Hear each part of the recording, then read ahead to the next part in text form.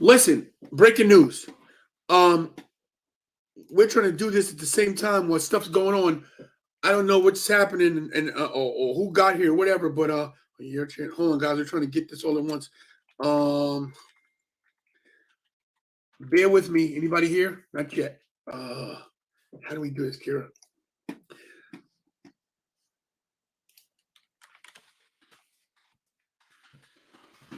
Yes, Falcon releasing. Yes. We're trying to get you right now. So we know they've released Ember Moon. Let's get the picture up. What's up, guys? What's up, everybody? If you're not here for the first time, subscribe.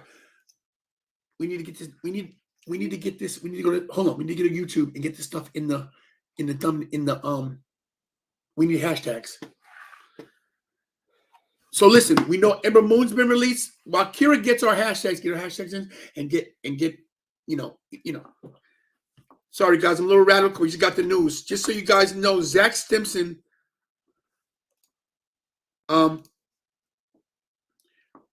Zach Stimson just sent me news from overseas on major releases. So right now, here's what we got.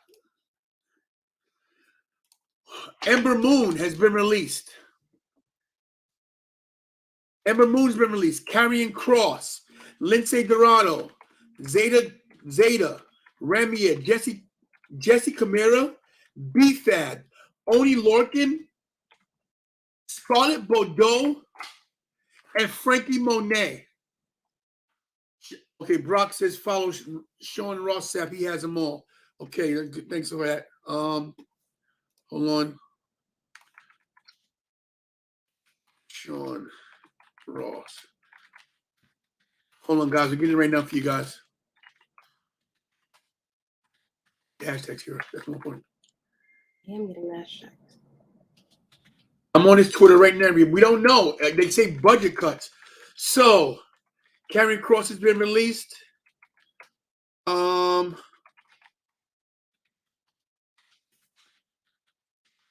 on, guys. Trying to get all this news all at once.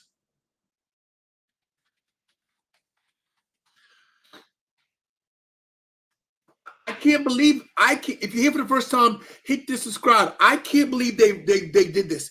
Ember Moon, who they brought up from the main roster, brought it back to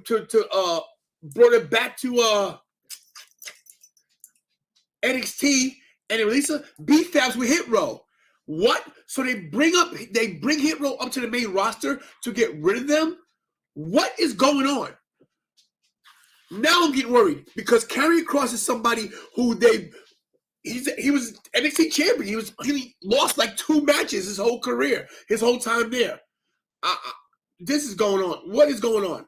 If you guys have any more news, let me know. You the hashtags? Save it. You did? Yeah. I'm talking like 8 people at once. This is crazy. Ember Moon legit could have been Raw. Yeah, exactly, Justin Rodriguez. You are not lying. Just so in case you just got here, I'm a little rattled, okay? I'm rattled because WWE has released Karrion Kross, Ember Moon. Hold on. I got the list here. Grand Metalik, Katrina Cortez, Trey Baxter, Lindsay Dorado, Zaya Ramier, Jesse Camara, B-Fab. B-Fab is with Hit Row. So how are they doing this? They just, Mick Thompson, Frankie Monet, gone. Scarlett Boot, of course, if Karrion's gone, Scarlett's gone. Thanks there we go. Thanks, Brock. Karrion Kross, Scarlett, B-Fab of Hit Row, Grand Metalik, Liz Dorado, Katrina Cortez of Legado de Fantasma.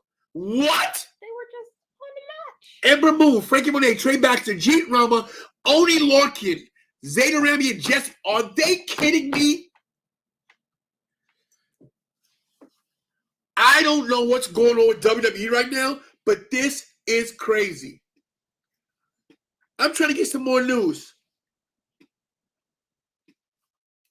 And they just teased Karrion Kross as having a big coming back. Sorry, guys, I'm getting more information.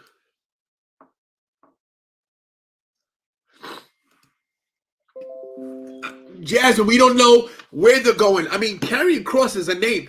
Ember Moon? What? Yo, this is crazy. Keith Lee! Keith Lee just been released! Wait a minute. Hold on. No way! Nia Jax! This can't be right. Wait.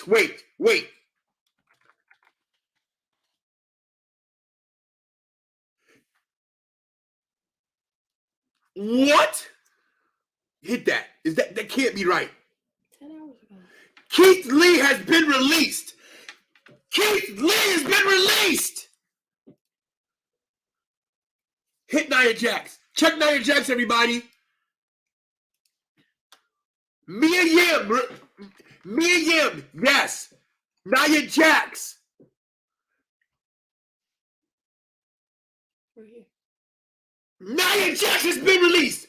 Go to Sean Ross Sapp on Twitter. Mia Yim has been released. Harry Smith, who is the Davey Boy's son. Keith Lee, Nia Jax. Lindsay Dorado, Grand Metalik, Jeet Rama, Christina Cortez, Trey Baxter, Zeta Ramirez, Jesse Camara, Hit Rose B-Fab, Oni Lorcan. Oh my God, Frankie Monet. This is they released Nia Jax. Nia Jax has been released. Try to get Nia Jax's picture on that thing and then put it up there. Fightful confirmed it. Sean Sapp has. This is crazy. These are real. Yo, I cannot believe what's going on. I'm in utter shock right now. Alexa Bliss has not been released as of yet. I'm getting updated news. Hold on. I got everybody. This is everybody. Yep. Alexa Bliss was that was a fake account. No, Alexa Bliss was not released. Yeah, someone posted it on a fake account. That's why. Yeah, he said, I know, it's okay. Once again, Karrion Kross and Scarlett, B-Fab of Hit Row, Grand Metalik and Lindsay Dorado, Katrina Cortez of Legado de Fantasma, Ember Moon, Frankie Monet, Trey Baxter, Jeet Rama, Oni Lorcan, Zeta Ramirez, and Jesse Camilla. This is incredible.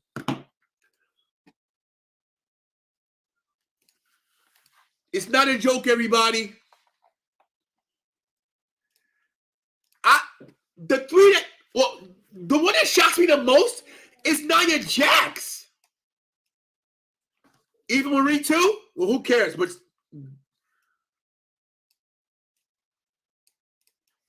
Eva Marie has been released. Yep, got it. Thank you, Brock. Bailey's good. Bailey's safe for now. Yo, this is crazy. If you guys want any news, check Sean Ross Sapp. What else were we looking at, Kira? His Twitter.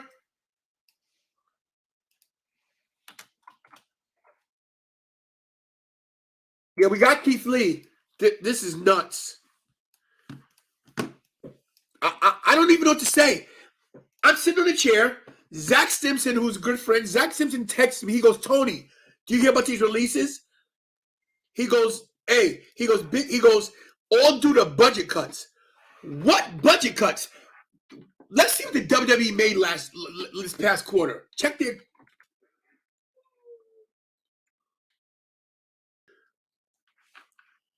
This is crazy.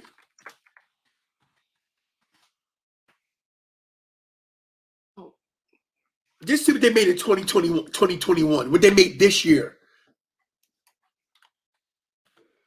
Yeah, guys, if you're here for the first time, hit the subscribe button. I just got this breaking news. Subscribe right now, please. Hit the like notifications because I got this breaking news from Zach Simpson and jumped right on. I don't do a show on Thursday night. Is that right, Captain Ivan? Is Johnny Gargano released? Well, hold on. So last quarter,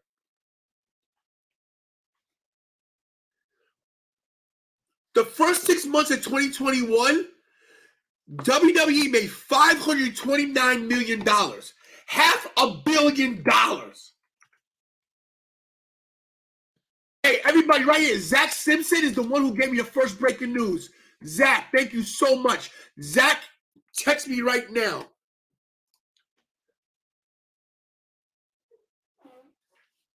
This thing's expiring soon. Check Garlic. It says release. We don't know if Johnny Gargano's been released.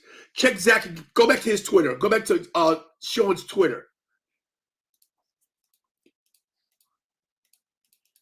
Hunter, they made $500 million this first half of the year.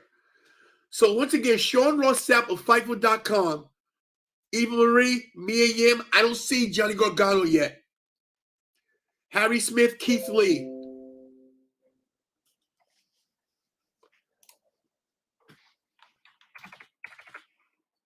Set up.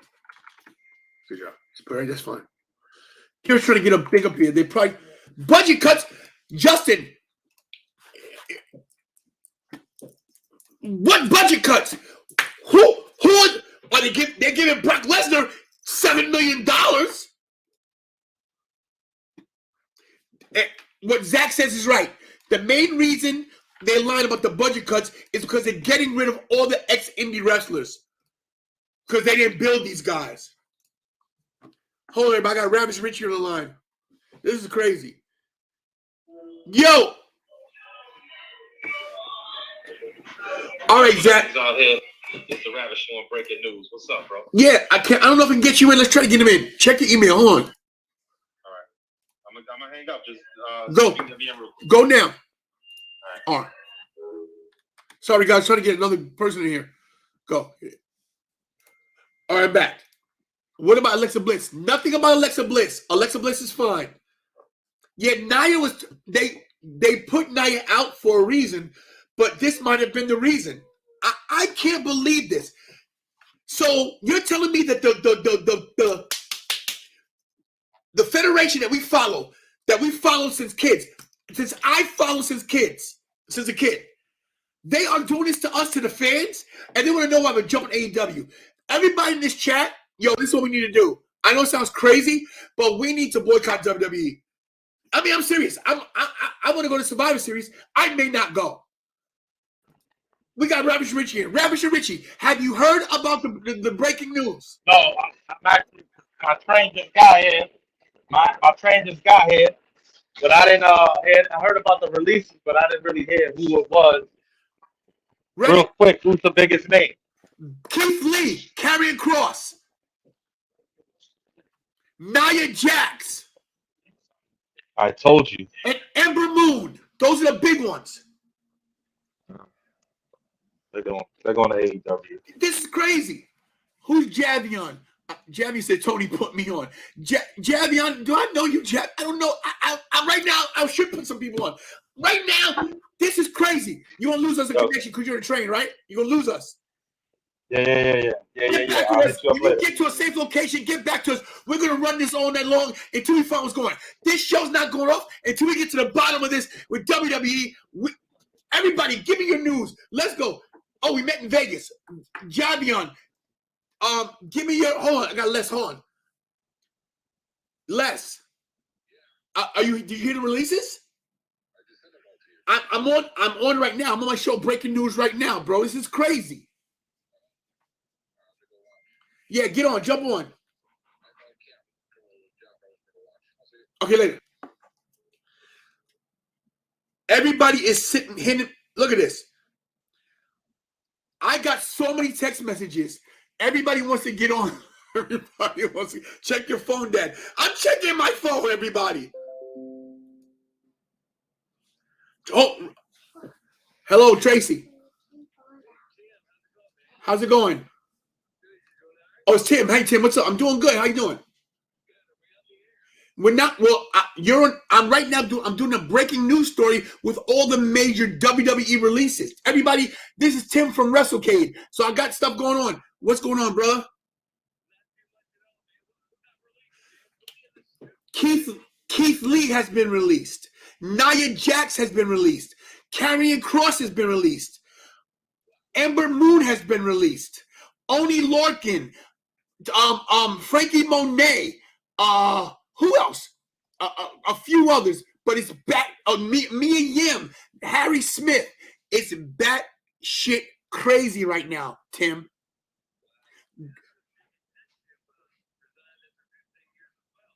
Is that breaking news too, Tim?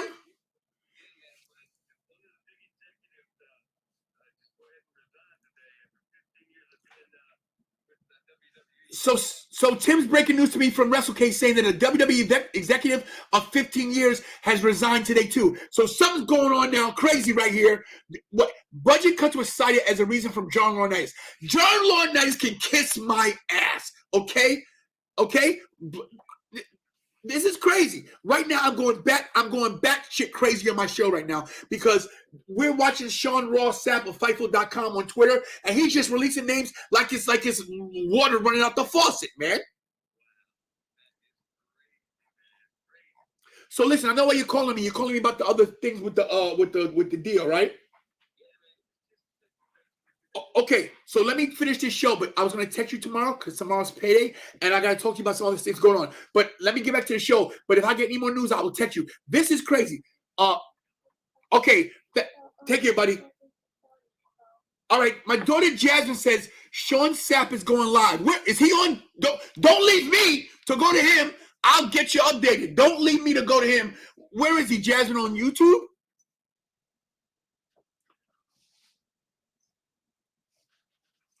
This is crazy.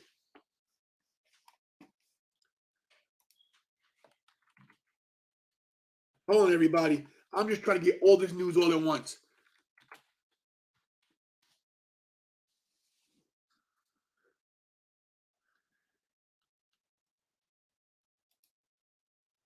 Yeah, budget. Yeah, give me a break.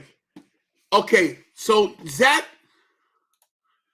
everybody who's trying to get on right now, bear with me, please, because if I get one person on, everybody's going to come on, and I have pandemonium. So just, hold on.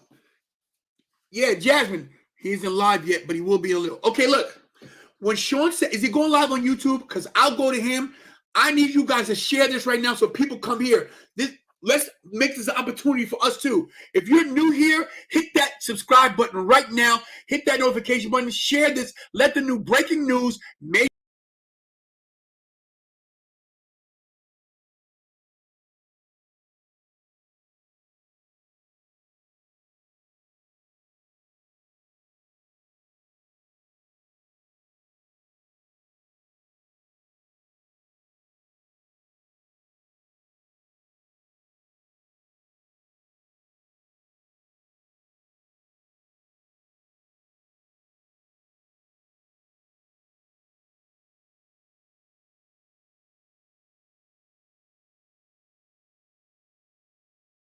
Get back. Sorry, I'm here. Okay, please tell me you're still here. Good. All right, I went to the wrong damn thing. I was trying to check this in the dashboard and went the wrong way. So Sean Sapp will be live on YouTube. Let's see if we can find his channel right quick.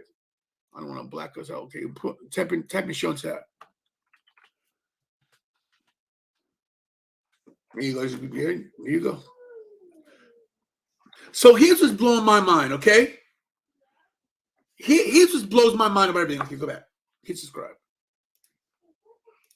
Okay, yeah, Fightful. Okay, so when he goes live, I'll go live. Hey, Jasmine, why don't you promote his whole channel, Jasmine? Ah!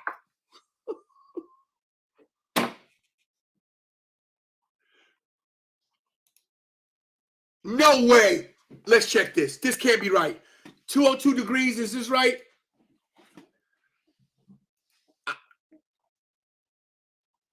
Let's see if 202 degrees is right.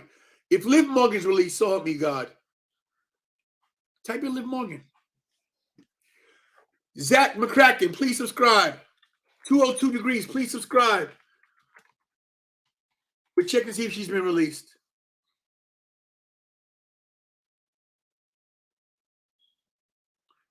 Not yet. Nothing on Liv Morgan yet. Take it down. Liv Morgan has not been released as of yet. We don't know. If you guys just got here, these are the releases, everybody. Keith, hold on, everybody. Shoot, I got 1 million people texting me. This is crazy. All right, here are the releases, everybody. Ember Moon, Karrion Kross, Scarlett Bordeaux, Keith Lee. They just changed his entire gimmick. Grand Metalik, Jeet Rama, Katrina Cortez, Trey Baxter, Lindsay Dorado, Zayda Ramier, Jesse Carrera, B-Fab from Hit Row has been released. Let's see if that's right. Yo, Brian, this can't be right. We're checking Apollo Crews right now. Please tell me no.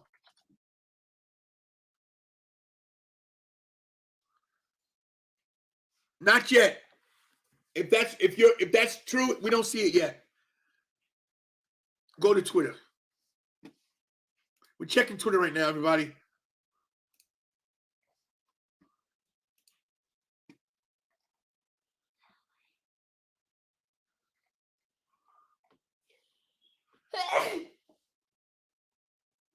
Nothing yet, everybody. All we know is that come back up. All we know is that John Laurinaitis sent an email saying that there are budget cuts, and he has released all these people. I want you to explain this to me. How does anyone? Oh, it's definitely legit. Listen, if it's coming from Sean Ross Sapp, it's legit. The guy's legit. But here's what I want to know. Yes, Oni Larkin. Yes, Zach. Oni Larkin is gone. Some Tony W's done getting rebooted. We don't know. I mean, okay. If you think about it, okay, he's got to go. If you think about this, Nia Jax, is she a big loss? She's a big name, but are they going to miss her? I mean, we will, but would you know? Keith Lee, even though he was a favorite of ours, Vince never liked him. He was Triple H's guy, as was Karrion Kross. They came from other places. If you notice, everybody being released, with the exception of Nia Jax, was somewhere else. The Nia Jax one confuses me. That's why we should be worried. We should be worried about her. Ember Moon, you should be worried about her because she was Athena somewhere else. Let's go through all the freaking, go through everybody. I am seriously right now just confused on how a company that makes this much money is getting rid of these people. New comments. If I missed your comment, guys, forgive me. Yeah, what is this? I agree. Let's go to the bottom one. What does this Roman and Rock? This is a legitimate gripe. What are they saying? What are they saying? And now, if they're released, do they have no complete clauses? Do they have to wait to go anywhere else?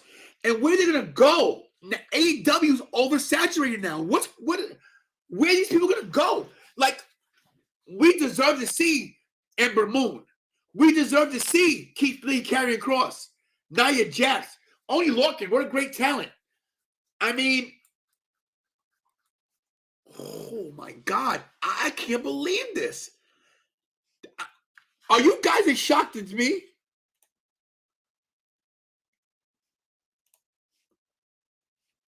Dean Ambrose ain't coming back. He's having his own problems. Ember Moon was a Booker T trainee. Yeah. I wonder what Booker T's selling. You think they're going to sell it?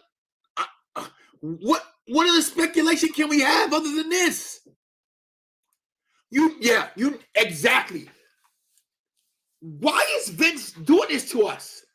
Like, he's gotten his 70s now, he's not care about the company? What is going on? I gotta take my watch off. I was off tonight, guys. Bro, this is insane. And budget cuts, like, bro, if there's something, but how exactly? How are you paying Goldberg for what and Brock Lesnar for these part-time things? How? Thank you, Brian. False alarm. Apollo Crews has not been released. Okay. But yeah, Goldberg, big contract. Cena to come back for a little while. Nothing against Cena. He's a franchise. Brock Lesnar, Goldberg. Yeah.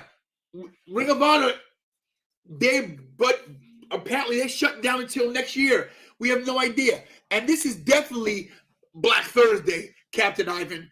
If you're here for the first time, hit that subscribe button, please, and share this so people know what's going on so they can come to the channel. That AJ Styles ain't going nowhere, bro. Oh, and paying babies. Oh, they're paying. No, but AJ Styles and Bobby Lashley has contracts from before. That's not something that,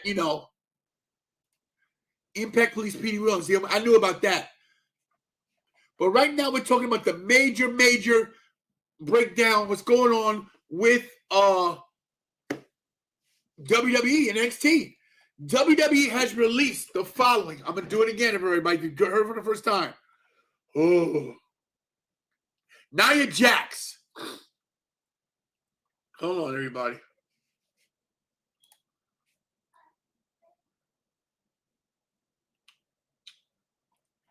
Nia Jax, Karrion Kross, Keith Lee, Ember Moon.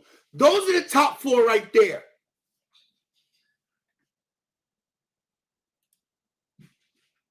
Yeah, where is everybody going to go? Tony, there's no way possible that this can be a way to sell the company, because who would buy a company that's purposely releasing talent? Anthony, great point. Then what's the reason? Okay, let's break this down. Let's use Ember first. Okay, maybe Ember wasn't unhappy.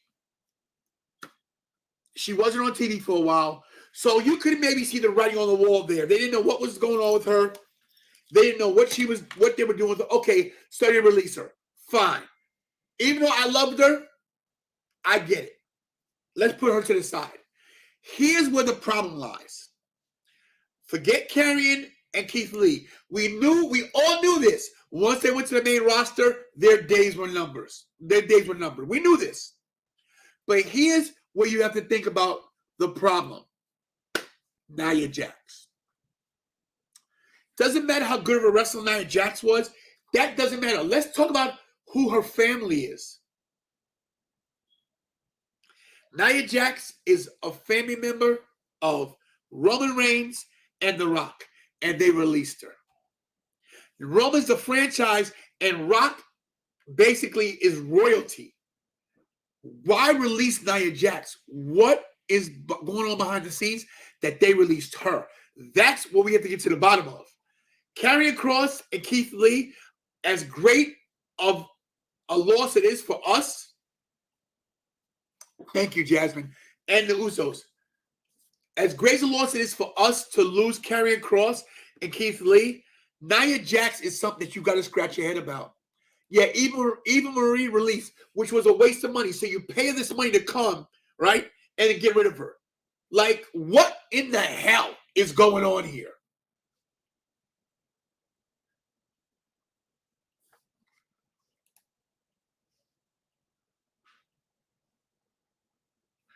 This is a brilliant comment. Someone texted me about they aren't closing the doors. It's more likely for a preps to a bigger entity like NBC, Universal, or Disney. But then why release, BZ Collectibles, welcome to the channel. Please subscribe. Honestly, I'm about Cross Scarlet and Lee. Now they can wait their 90 days and go somewhere that will appreciate them. I agree. But where can they go? AEW right now is the only alternative that's watchable. Nothing against Impact. Ring of Honor is in limbo right now. Where are they going to go?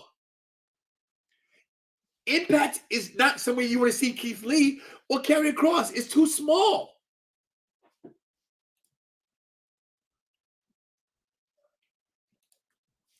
For me, I think it makes more sense to reach product time. Well, Anthony, yeah, I agree with you 100%. So this is what I can understand. So Vince McMahon will pay Brock Lesnar $1.8 million for 5 shows. He'll pay Goldberg $500,000 for 2 shows. Like, I don't get it. John Willis, I'm living as well. Subscribe. Please, everybody. If anybody's going to benefit off this, let it be me. Please, if this is your first time here, subscribe to the channel. Please.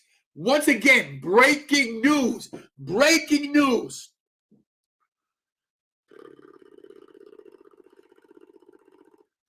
I'm getting the list, everybody. Ember Moon, released. Karrion Kross, released. Keith Bearcat Lee, after they changed his name, released. Thank you, Brock. They didn't even use Harry Smith. Everybody, this one is the one that's the killer right here. This is the killer. Nia Jax, released. Nia Jax. I right now am literally, I don't understand what's happening here. Hold on, guys. I'm just trying to get some more info for you guys. Kira's watching Michael's there, so I'm doing the production myself too. I'm so rattled right now. Google Slides, Google. There we go, Google Slides. Sorry, but I'm trying to get some graphics for you so you guys can see what's going on. In case you guys haven't seen anything. Yeah, here we go. Oh, God. Kira, I might need help.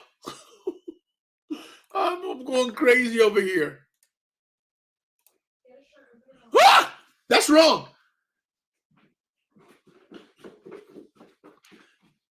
Yeah, Naomi should be afraid too, but I don't think they'll do it. Thank you. Sean Ross going to go live in 15 minutes. Guys, I implore you to stay here while I watch it and tell you what's going on. Or at least subscribe if you're going to leave. Please subscribe. Get me some graphics. Get me Nia. Get me pictures. Do whatever you can. Karrion Kross does have beef with Impact, so he ain't going there. Nah, man, the kill for me is Keith Lee. Yeah, bro. That's a big loss. Kira's going to find some stuff for me. Get everybody you can get, Kira.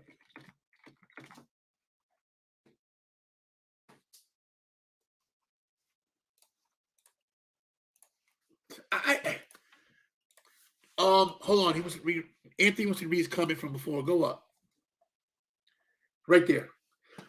For some reason, I think Vince is starting to lose when it comes to knowing how to run finance. But he has board of directors. This is a publicly traded company. So he's got board of directors. He can't just make unilateral decisions. So someone's Fox, Universal, someone's pulling the strings.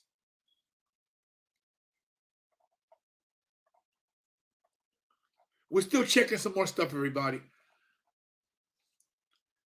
Because is Kevin Owens going to get released? He's got 3 months on his contract left.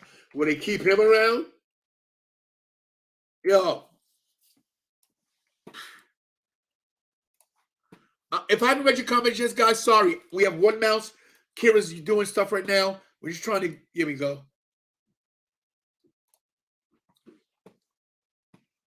So do I, Javion. Go down. It proves that with NXT garbage, sorry, Vince. Yeah, they're good. They're making me crazy.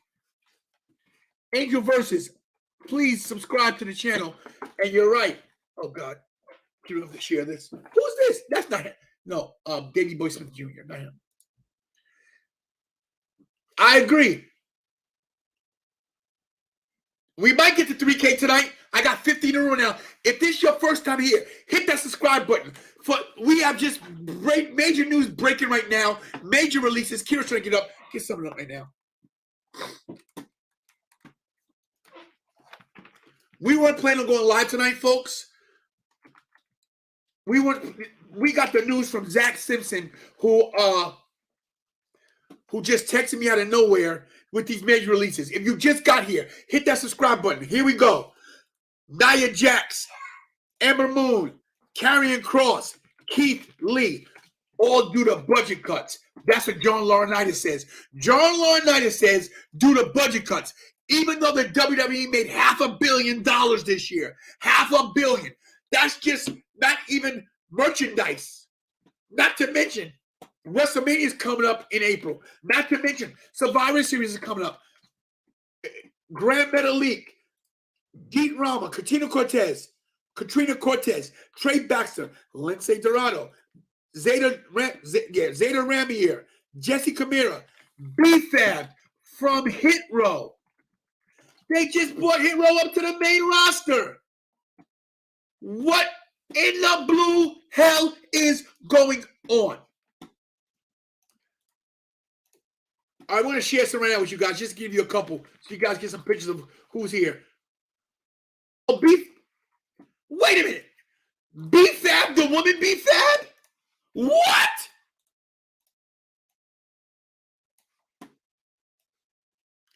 What is happening?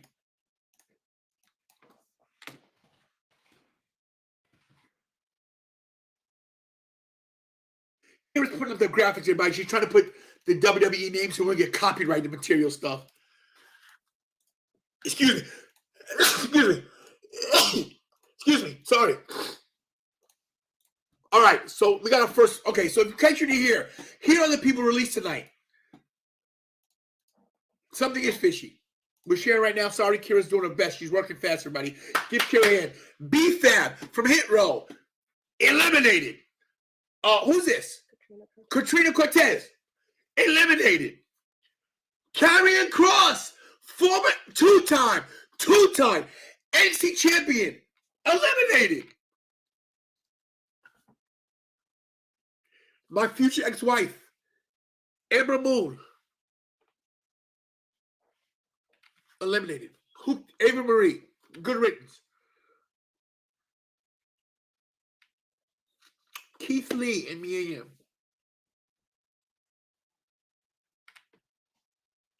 Nia Jax.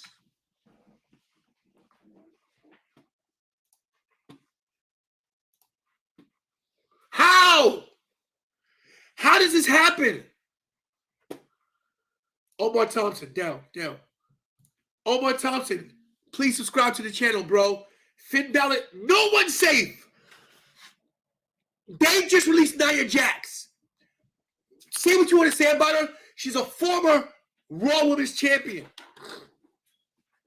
She's a former two-time tag team champion. She is the cousin of The Rock and Roman Reigns and the Usos.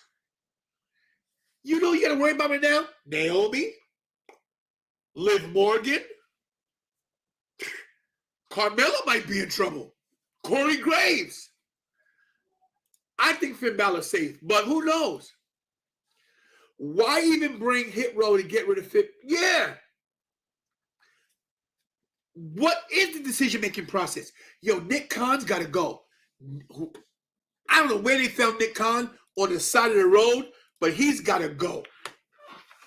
You know what this deserves right now, everybody? I know this is not a funny time, but you know what? I'm going to sing a song for Nick Khan.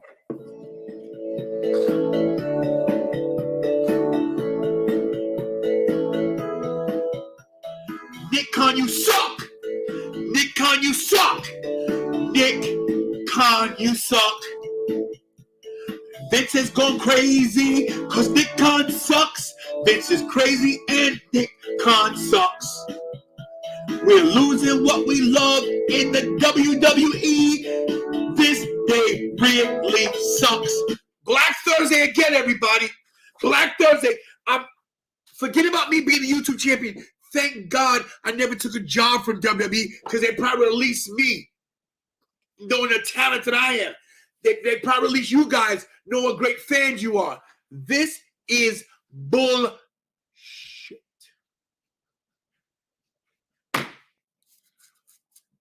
I don't even know what to do at this point. Let me see where. Let me go check out. I just can't believe this. I literally am in utter shock right now. I really don't even know what to say.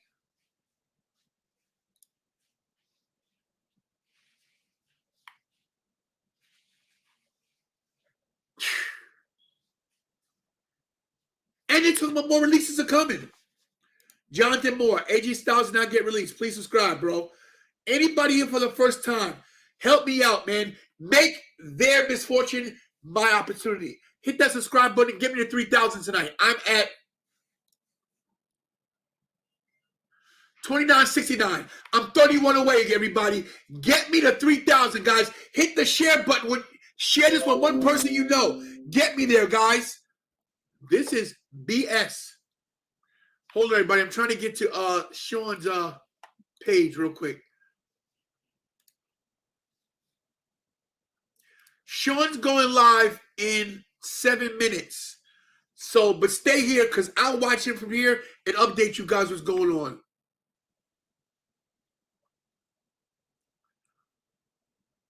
I'm just trying to check things.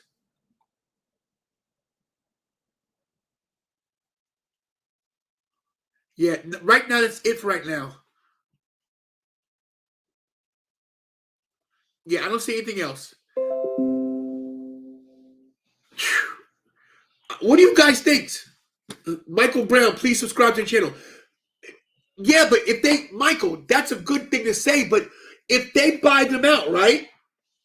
Then what? Does someone take over them that's going to save the product?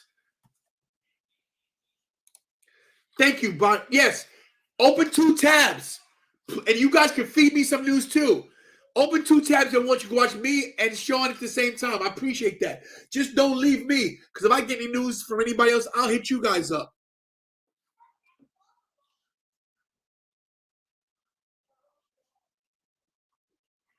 Hold on, guys. I'm doing business for WrestleCade as well. Everything happened at once.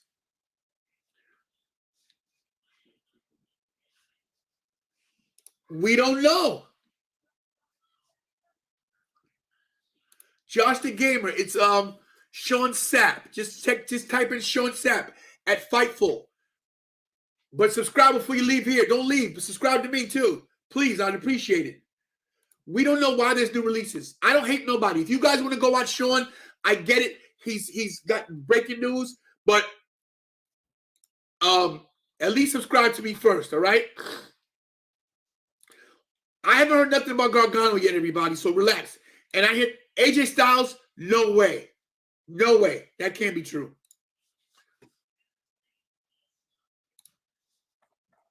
Hold on.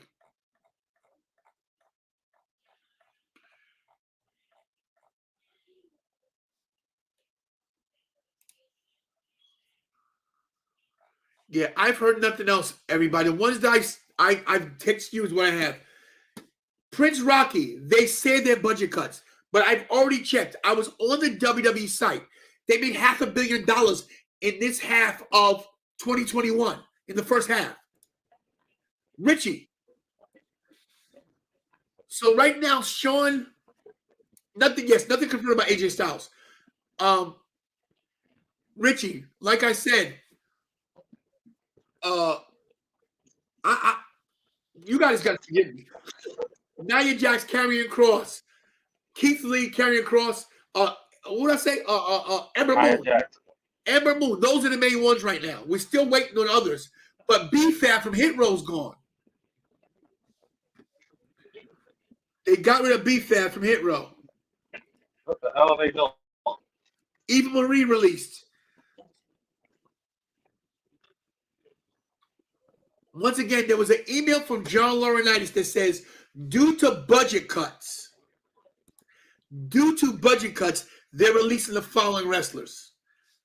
Get the heck out of here. That's their main excuse, budget cuts.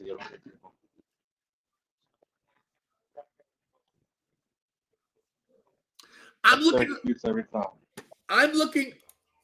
WWE's ready to release a statement. Well, where's the statement? I'm on their thing too. I'm on Sean Sapp's Twitter. I'm on WWE's Twitter. I'm everywhere right now. I'm just trying to get the news for you guys because I want you guys to know what's going on. Yes, Sandro, Scarlett Boudreaux, the wife of Karrion Kross, released with her husband. Sandra, please hit that subscription button. Subscribe, please. If you guys they come. Huh? I said, here they come to AEW. Karrion Kross come to AEW. But here's the thing, Richie, about AEW. How much room do they have? They're already overloaded with talent. Yes, Karrion Kross, Sandra. We got it. Karrion Kross. Frankie Monet. Is John Morrison far behind? They released Frankie Monet. Thank you, Lee Heyman. And I love that. With the money they're getting from Fox, they're getting big money from Fox. And Saudi Arabia, budget cuts. Listen, I just checked what they made last quarter, last half. From January to June, they made $500 million. So how are their budget cuts? Their overhead's not that much. Not to mention live events, TV, commercials, merchandising. I know for a fact I keep them in business. You see these titles right here? I know for a fact WWE makes a lot of money right here. So get out of here. Sandra, this could be true. If they got rid of Oscar, Jesus Christmas. We're still waiting. Let me see. Sean right now. If you guys want to watch both, open 2 tabs on your computer. Sean Sapp at Fightful.com goes live in 2 minutes and 20 seconds. And we'll get more answers from him, and I'll feed them to you. If you get them, feed them to me. But if you're here for the first time, hit that subscribe button, hit that notification button, because I got this breaking news before a lot of people did. I might not have as many people on. Go ahead, Richie. If they release Bob Wagner, I'm done. I'm not watching WWE. I feel sorry for keeping that, Jax. Yeah. Thank you, Brock R. Include being up 50% last quarter. They just reported $255 million in the third quarter. Exactly. So where's the budget cuts? What?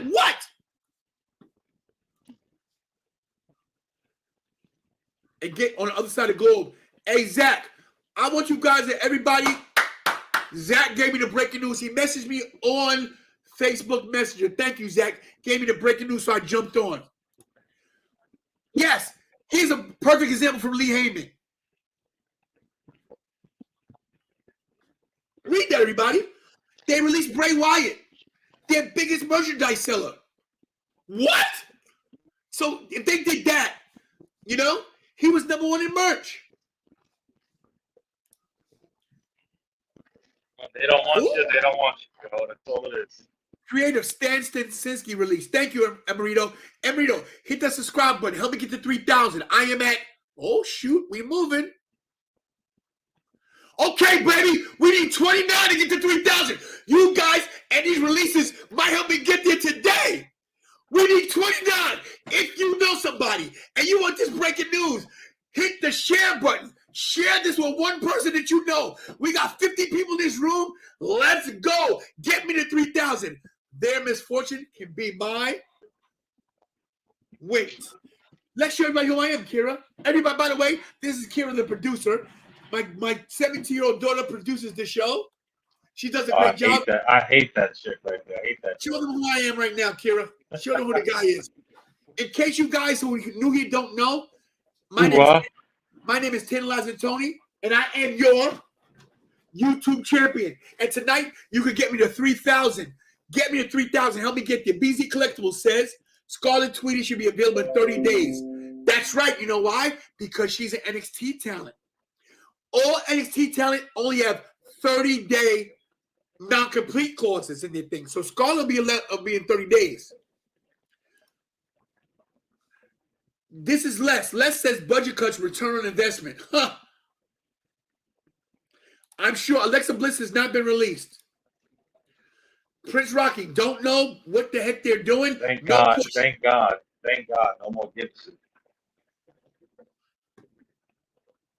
Once again, Emerito Diaz says that one of the creative guys, Stansky, was released. Also, we heard that Javion, we got to do another program, bro. You're right. Gary, met you at Vegas Airport before SummerSlam. What's up, Gary? Subscribe for the first time. Hey, listen, I'm watching Fightful right now. I know you guys are here just to chill, but listen, I'm going to WrestleCade the end of the month. If you guys want to hit that super chat or the super sticker to help me out, to help me get there, help me with gas money, I'd appreciate it. Bailey is not gone. Bailey has not been released. Bailey's safe. Thank you, Dark Snipes. Appreciate that. I'm almost at 3,000. I might hit it tonight, guys. You might get me there. We're at 2971. Make that 2973. We're 27 away from 3,000. Could this be the night that we make it, Kira? Let's hit it. Oh, wait a minute. Where is it? Where's the song?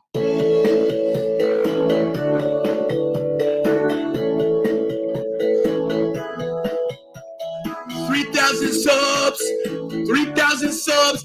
I need 3,000 subs. All right, everybody. Let's try to get there together. We are almost there, Dark Snipes. I appreciate that. Shelton Benjamin on the chopping block. Could be Brocky. We have a lot of unfortunate news. Here we go. Sean's on. Today. WWE released numerous talent, like just tons of talent. We're going to go through them today. Okay, Sean's going through all the talents that have been released. So if you aren't watching Sean, you're watching with me. Thank you, Brock R. I hate that this is happening. WWE did their quarterly call, touted how much money they made today, released a bunch of people. Seems to be the trend. It seems like the days of talent hoarding are gone. Yeah, so we just said that the days of talent hoarding have been gone. We're going to talk about this. We're going to really dive deep into this. I want to clarify a couple things, a few things. If your question is, are there more cuts coming? I don't know the answer to that. So someone just asked him in his chat, are more cuts coming? He doesn't know. No, nobody knows. Thank you, Brock R. I hope I do too. Hit that subscribe button if you're here for the first time, everybody. And as you can see, my viewers are dwindling because someone put up there, hey, Sean's going live. So they're leaving me. Michael Brown with $5. Let's go. Appreciate that. Encourage it. We got Thank you so much. Wow. Somebody just sent Sean $17.99. Wow, they sending money. I like it. Thank you so much, Michael Brown. Appreciate that. Hit that super chat, guys, if you want to help me get to WrestleCade to give you breaking news and live interviews with Kurt Angle, Booker T, Braun Strowman, all those guys. On the site or on Twitter. That's just the nature of it. We will have supplemental information about these releases, what led to them. So right now, also, WWE is releasing a statement, but it hasn't been released yet. So I'm waiting for that as well. And he hasn't announced that yet. But this person has been released by WWE. That will never be behind a paywall. Hope you guys understand. A little bit different. I feel a little bit dirty doing that. So, oh boy, let's get into these releases. Main roster, NXT. We do have some super chats that I want to get to because the chat is wild right now. Oscar says, notwithstanding the very shit news, I think Evermoon would do wonders in AEW's women's division. Hope they can sign it. That will be tackled. So basically, he's saying that all the NXT talent, like I said, on 30-day releases, and the main talent 90 days. So I'm breaking the same news that he's breaking, and the ones that I listed to you, he's doing the same ones. So he's saying the same thing I'm saying basically, and here are the releases in case you just got here once again. Pretty well at the top of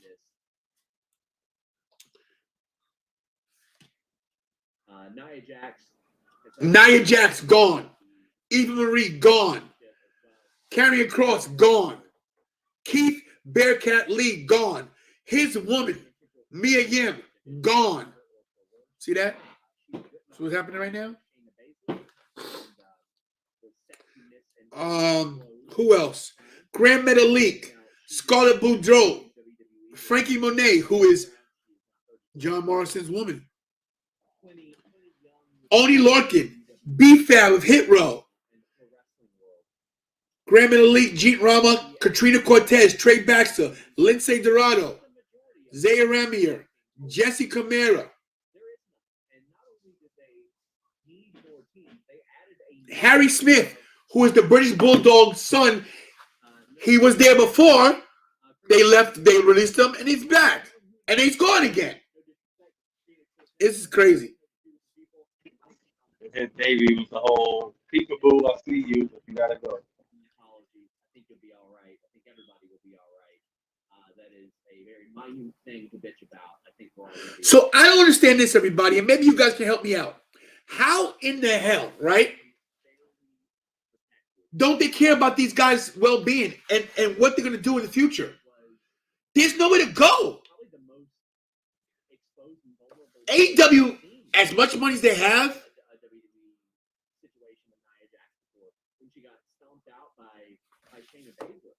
what about this? What if Vince is doing this to overload the talent in AEW so they fold? Maybe they overcompensate like they do at WCW and they pay these guys all these huge contracts and they can't make the money back. Is that a factor? Is that possible? Julie, I will watch SmackDown tomorrow. Live watch along tomorrow night. 7 o'clock Eastern, we start.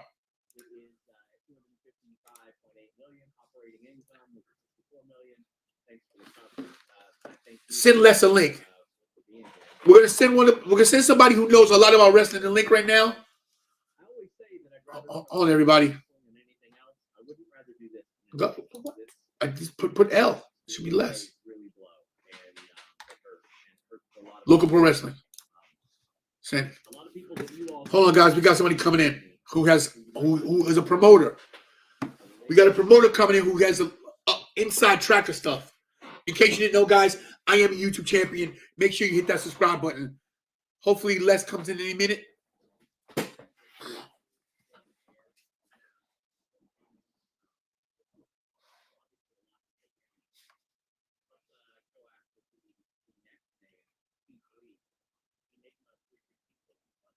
Yeah, AEW is full. They're full. Where are they going to go? Like that means you have to bring Keith Lee, Karrion Kross in. The only one that's safe, the only one that has a shot at being good, was Nia Jax, and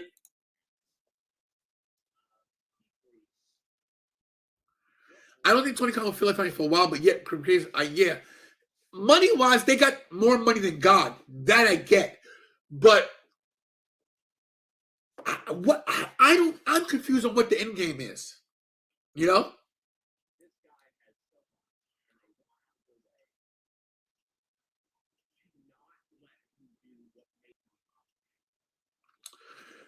Everybody thinks WWE's ready. I'm watching his chat here.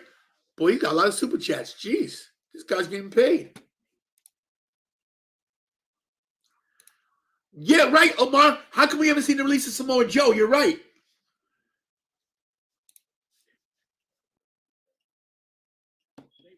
MLW, yeah, but you think these guys are going to go from high profile from WWE to something so small? They can afford to pay them. You know what's crazy? I bet you we see all these released superstars at WrestleCade now. Keith Lee, Karrion Kross, because they're former WWE stars now. They can go to all these conventions. This is good for me. In case you guys didn't know, I'm going to WrestleCade.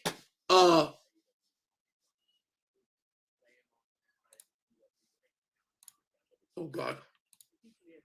Hey, WrestleCade, Karen. I'm going to WrestleCade at the end of the month. Is there?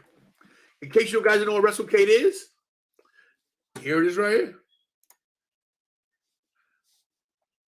So WrestleCade is a convention with all these wrestlers. And I guarantee you now, I'm going to be with Tuco Scorpio. I'm his sponsor for the weekend. So we know that maybe Keith Lee will be added to this lineup. Sting, Kurt Angle, Gail Kim, Mark Henry, all these people you're seeing are going to be at WrestleCade. I will be there live, reporting live. I have backstage passes. I have ringside everything. I have complete authority to walk the entire hall, the convention hall, backstage with everybody. I have access to every wrestler that's going to be here. Every wrestler. So maybe Keith Lee, Mia Yim, all these wrestlers will be there as well. Karrion Kross, Scarlett Boudreaux, all of them. Nia Jax, Ember Moon. I can't believe Ember Moon's been released. It's crazy. It's nuts. Let me get back to Chris. You know, it's true too. All these wrestling shows gonna be busy now. Like Chris Villette, Renee Paquette, all these people they're gonna be talking to.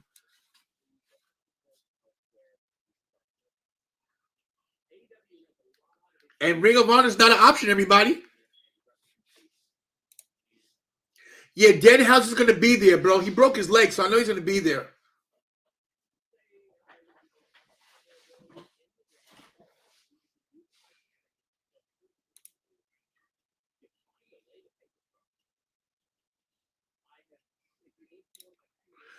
Yeah, so he's just talking about the same things I'm talking about, basically. Everybody wants to know, is he selling? Is Vince selling?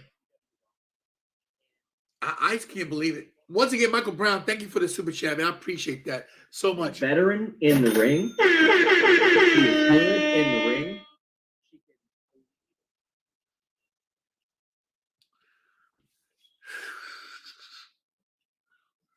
Yeah, Ember Moon versus Thunder Rose would be awesome.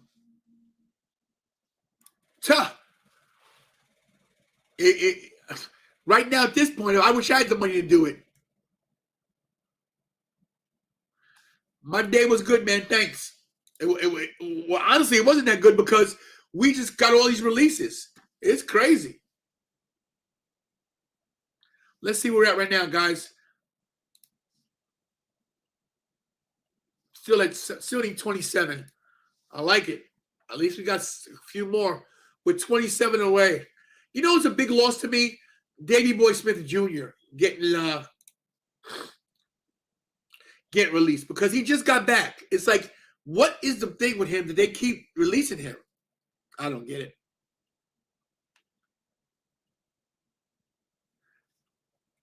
Yeah, Shane's out. Shane left as well. And maybe would Stephanie and Triple H do any better? I mean, I would hope so. We've heard nothing about Asuka.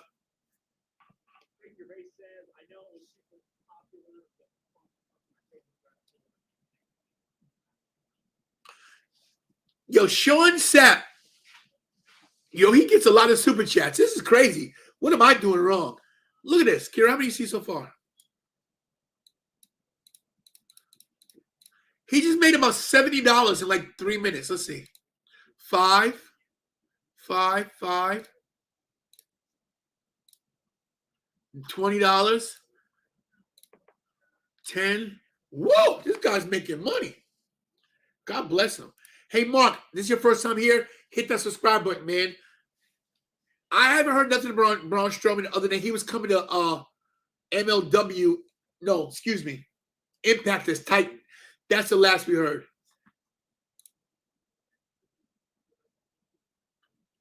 Thank you, Lee Heyman. I appreciate that. If you get a chance, man, share, man.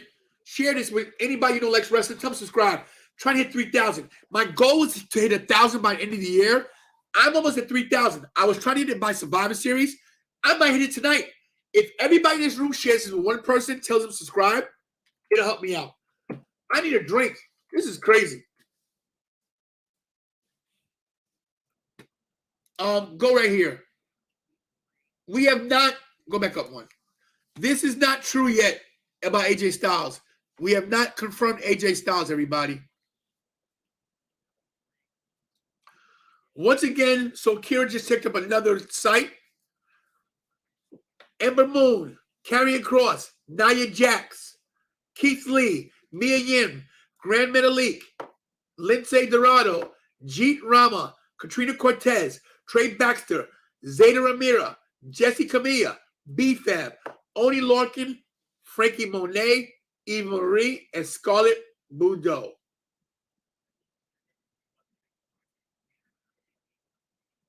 Hit that one. We've heard nothing else. Oh, Davey Boy Smith Jr. That's it for right now. AJ is not gone. Hit Jessica Rodriguez. WBC, everybody, your product sucks. Jessica, listen. I don't even know. Hit that, Jessica, first time here, hit that subscribe button, please.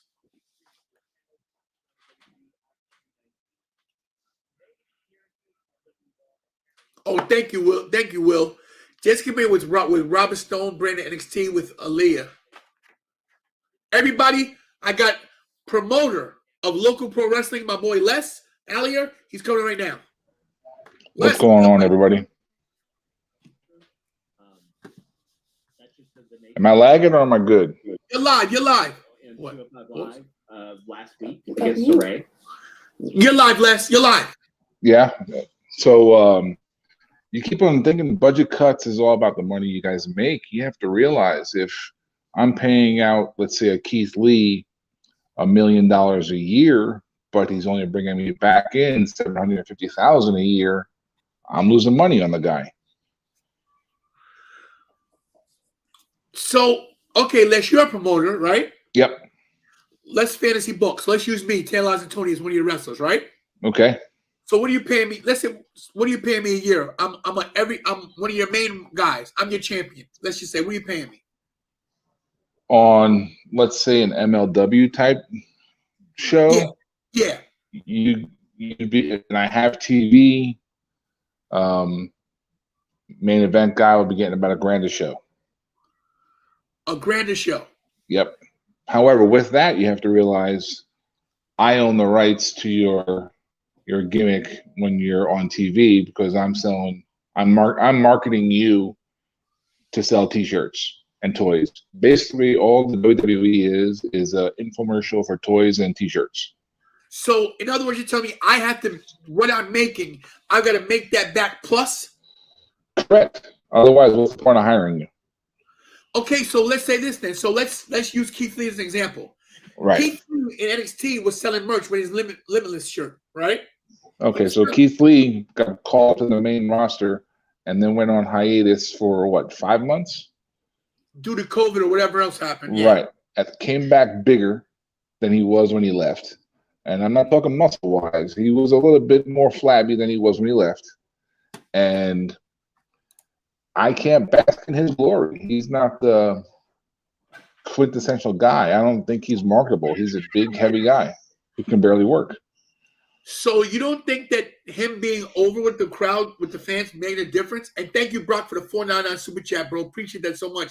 And I did feel left out because Sean Sapp's getting paid and I'm broke. But thank you, man. Way to go, Brock. Mike Berman says, thank you, buddy.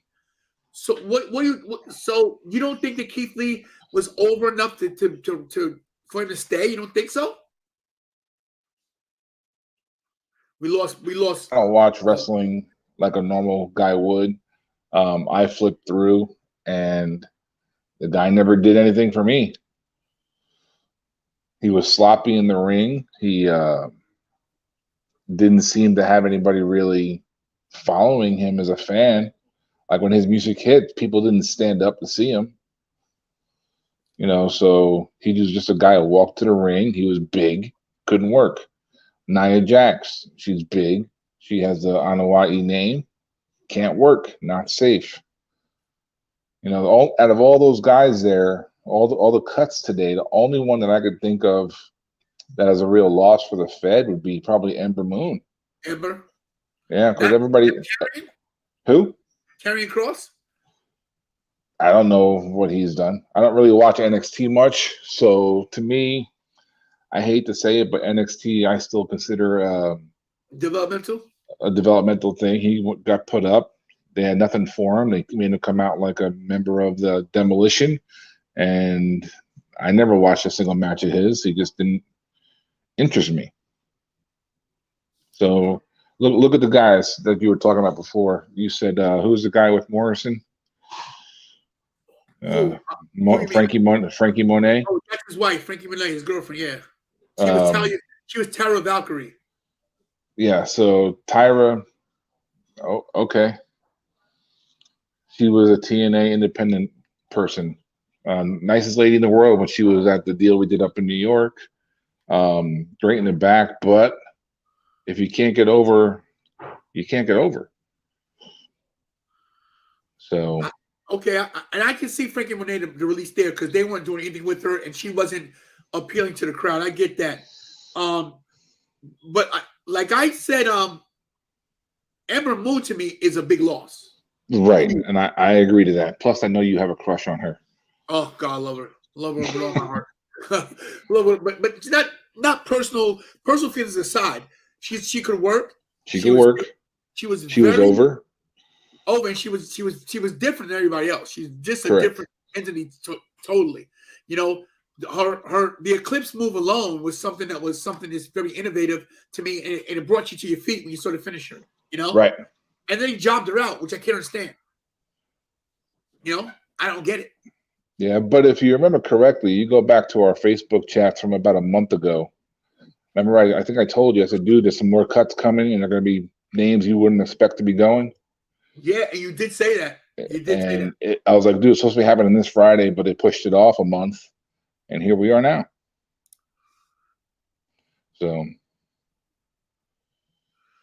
I think you don't like people getting but you understand why they released Naya. That's a good point, Anthony. Here's my thing. Naya was unsafe. She hurt a lot of people. I agree, but she couldn't work either. She couldn't work. They gave her a shot because of who she is. I get that, but to release her being what her name is, that worries me. You know,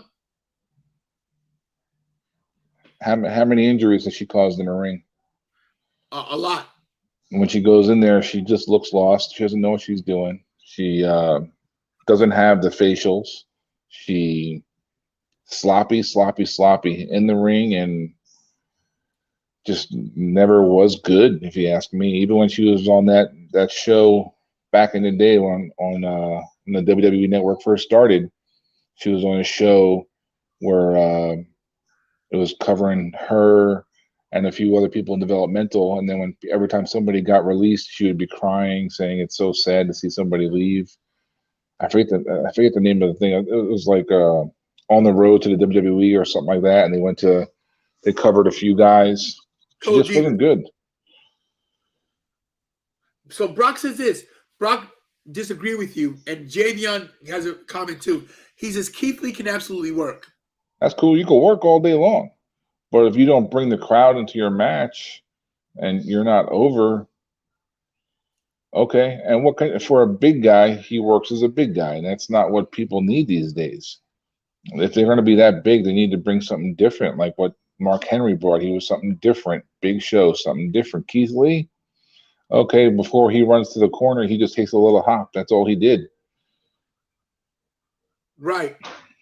Sorry, guys. I got so much news coming in. So also, Javion Bigelow says he's not sold on what you're saying. Let me tell you Les is, guys. Les and I came up same place, HWA, Hardcore Wrestling Alliance. Les is a promoter, owns his own company. What he's saying has a lot of validity to it because he's seen it from the backstage, from the financial part. He knows how much overhead costs. He knows what it has to do to even put a show on. So if he's not making his overhead, he can't put the show on. So what he's saying is Keith Lee returning the investment they're putting into him. We all know contracts are big. Am I wrong, Les, what I'm saying right now? No, contracts are. Look, I heard you talk about what was his name? Bray Wyatt earlier. You're saying he was the number one merchandise seller in the world at the time he was released, but he was sitting at home.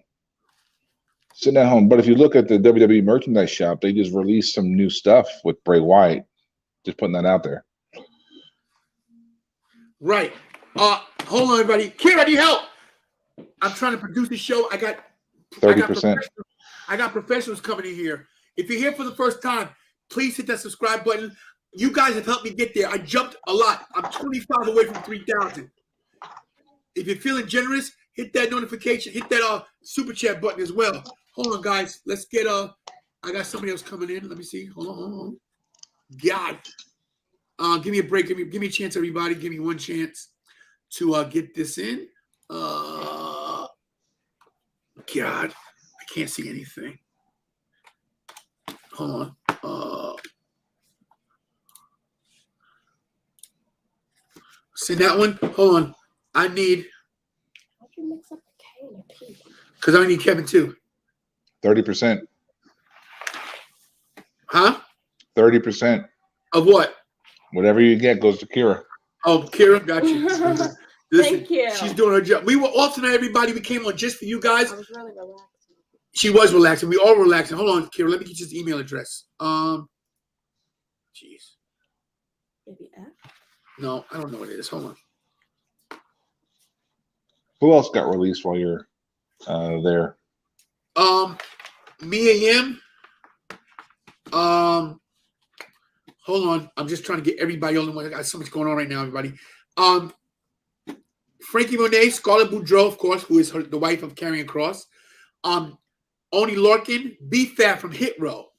Jesse Camara, Zeta Ramira, Lindsay Dorado, Graham Metalik, Jeet Rama, Katrina Cortez, Trey Baxter, and like I said, Nia Jax, Karrion Kross, Ember Moon, and Keith Lee. Yeah. Here's a question for you. Out of all those names that were just put there, who would you put the strap on? Ember Moon. Ember Moon. That's it. Right there.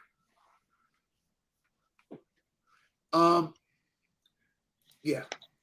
So I got two guys who know wrestling and coming in right now. So bear with me, everybody. They're trying to get in. I'm having Kira send it right now. Send the email because I am on. We have one mouse, but I know you guys can still see me. So listen up, everybody. I'm at 2975. I'm 25 away from 3,000. My goal was to hit 1,000 by the end of the year. I figure if they're going to release some people, I might as well be the beneficiary of these releases. So hit that subscribe button for the first time. And also, do me a favor. If you're here for the first time, hit the share button to share this with somebody so they come on over to and subscribe as well. But like I said, major releases with WWE. It's Black Thursday all over again. Hold on, everybody. We got the ultimate one, Paul Loria. Hit Stephen Griffins. They're not going out of business, Stephen. Hit that subscribe button. They're not going out of business. Bring in Paul. Paul Loria, have you heard about the releases? I just read about it, yes. How you guys doing tonight? We're doing good. What's up, Paul? In case it's your first time here, once again, Paul Loria, Hardcore Wrestling Alliance, all-time, long-time wrestler from the beginning. He helped start the promotion. Les as well, one of the mainstays. We all have wrestled. We've all been in the business. If these guys are saying something, they know what they're talking about. What are your thoughts, Paul, on what happened today with these releases? Now, just so you know, Les said the only loss to him is Ember Moon. Wow, okay. That's interesting. I definitely think that's a big loss. I don't think that's the only loss. I don't understand how you drop the ball on Karrion Kross, and I don't understand with Scarlett, and I don't understand how you drop the ball on Keith Lee. I mean, I get it. The move up to the main roster, Vince had a different vision for these guys. But the reality of it is they made such a big impact on NXT that for my personal taste, that's where my fan base, like that's where I lie, where I'm a fan of that. So I want to see Keith Lee in the NXT version of himself. Which But we may see, see. Paul, you have to realize, and I being down here in Florida, Michael Kevin Bates. you have Bates. Happy belated birthday, Bates. What's up? Thank you. By the way, everybody, it's Psycho not that Kevin. happy anymore. It's not that happy, but everybody, Kevin as well, HWA alum, former professional wrestler. It's his birthday today. He's 21 today, everybody. So 21. Kev, good to see you. I got Just so you know, all the gray hair. Don't say that I'm 21. That's for sure. just so you know, Paul was breaking down what he was saying about the whole releases, piggybacking off the list. So, Paul, you finish, and then Kevin, you go next. Go, Paul, finish. All right, so like I said, I get it.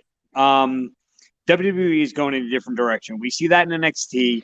We see that in the talent they brought up from NXT and that they repackaged. We saw the repackaging of Karrion Kross. We saw the repackaging of Keith Lee. They want Keith Lee to be the big man. They want him to work the big man style. I happen to like his NXT style. I liked when he worked the matches he had there. That's clearly not what they wanted from him, and maybe he just never got in the swing of it or got comfortable. I think the good thing for a guy like Keith Lee is he's got enough name recognition and enough name value that with all the other promotions having a similar style to that, the AEWs, the Ring of Honor's out, but the MLWs, the all these other promotions that are out there, they're going to land on their feet just fine. I think the bigger question is everyone's going to run to who gets signed to AEW, And at what point does it start to get dangerous that AEW is going to become oversaturated unless That's what I said. AEW adds more TV time to their product? I like that. Now, everybody, just so you know, if you're on the mic, if you're too close to your mic, back up a little bit, everybody, so we don't get the feedback. All right, guys? Kevin, what do you have to say about all the releases and what Paul said, and maybe you agree or disagree? And we know how you guys go. And just so you guys do know, everybody watching the show, these two guys, Kevin and Paul, will be going head-to-head next week with our show. We'll get to that later. They'll be having a back and forth on who, what talent. You guys might have to change some people on here because I think some of these guys have been released, so you might have to check that. But go ahead, Kevin. We're gonna have to completely redo our entire top five. That's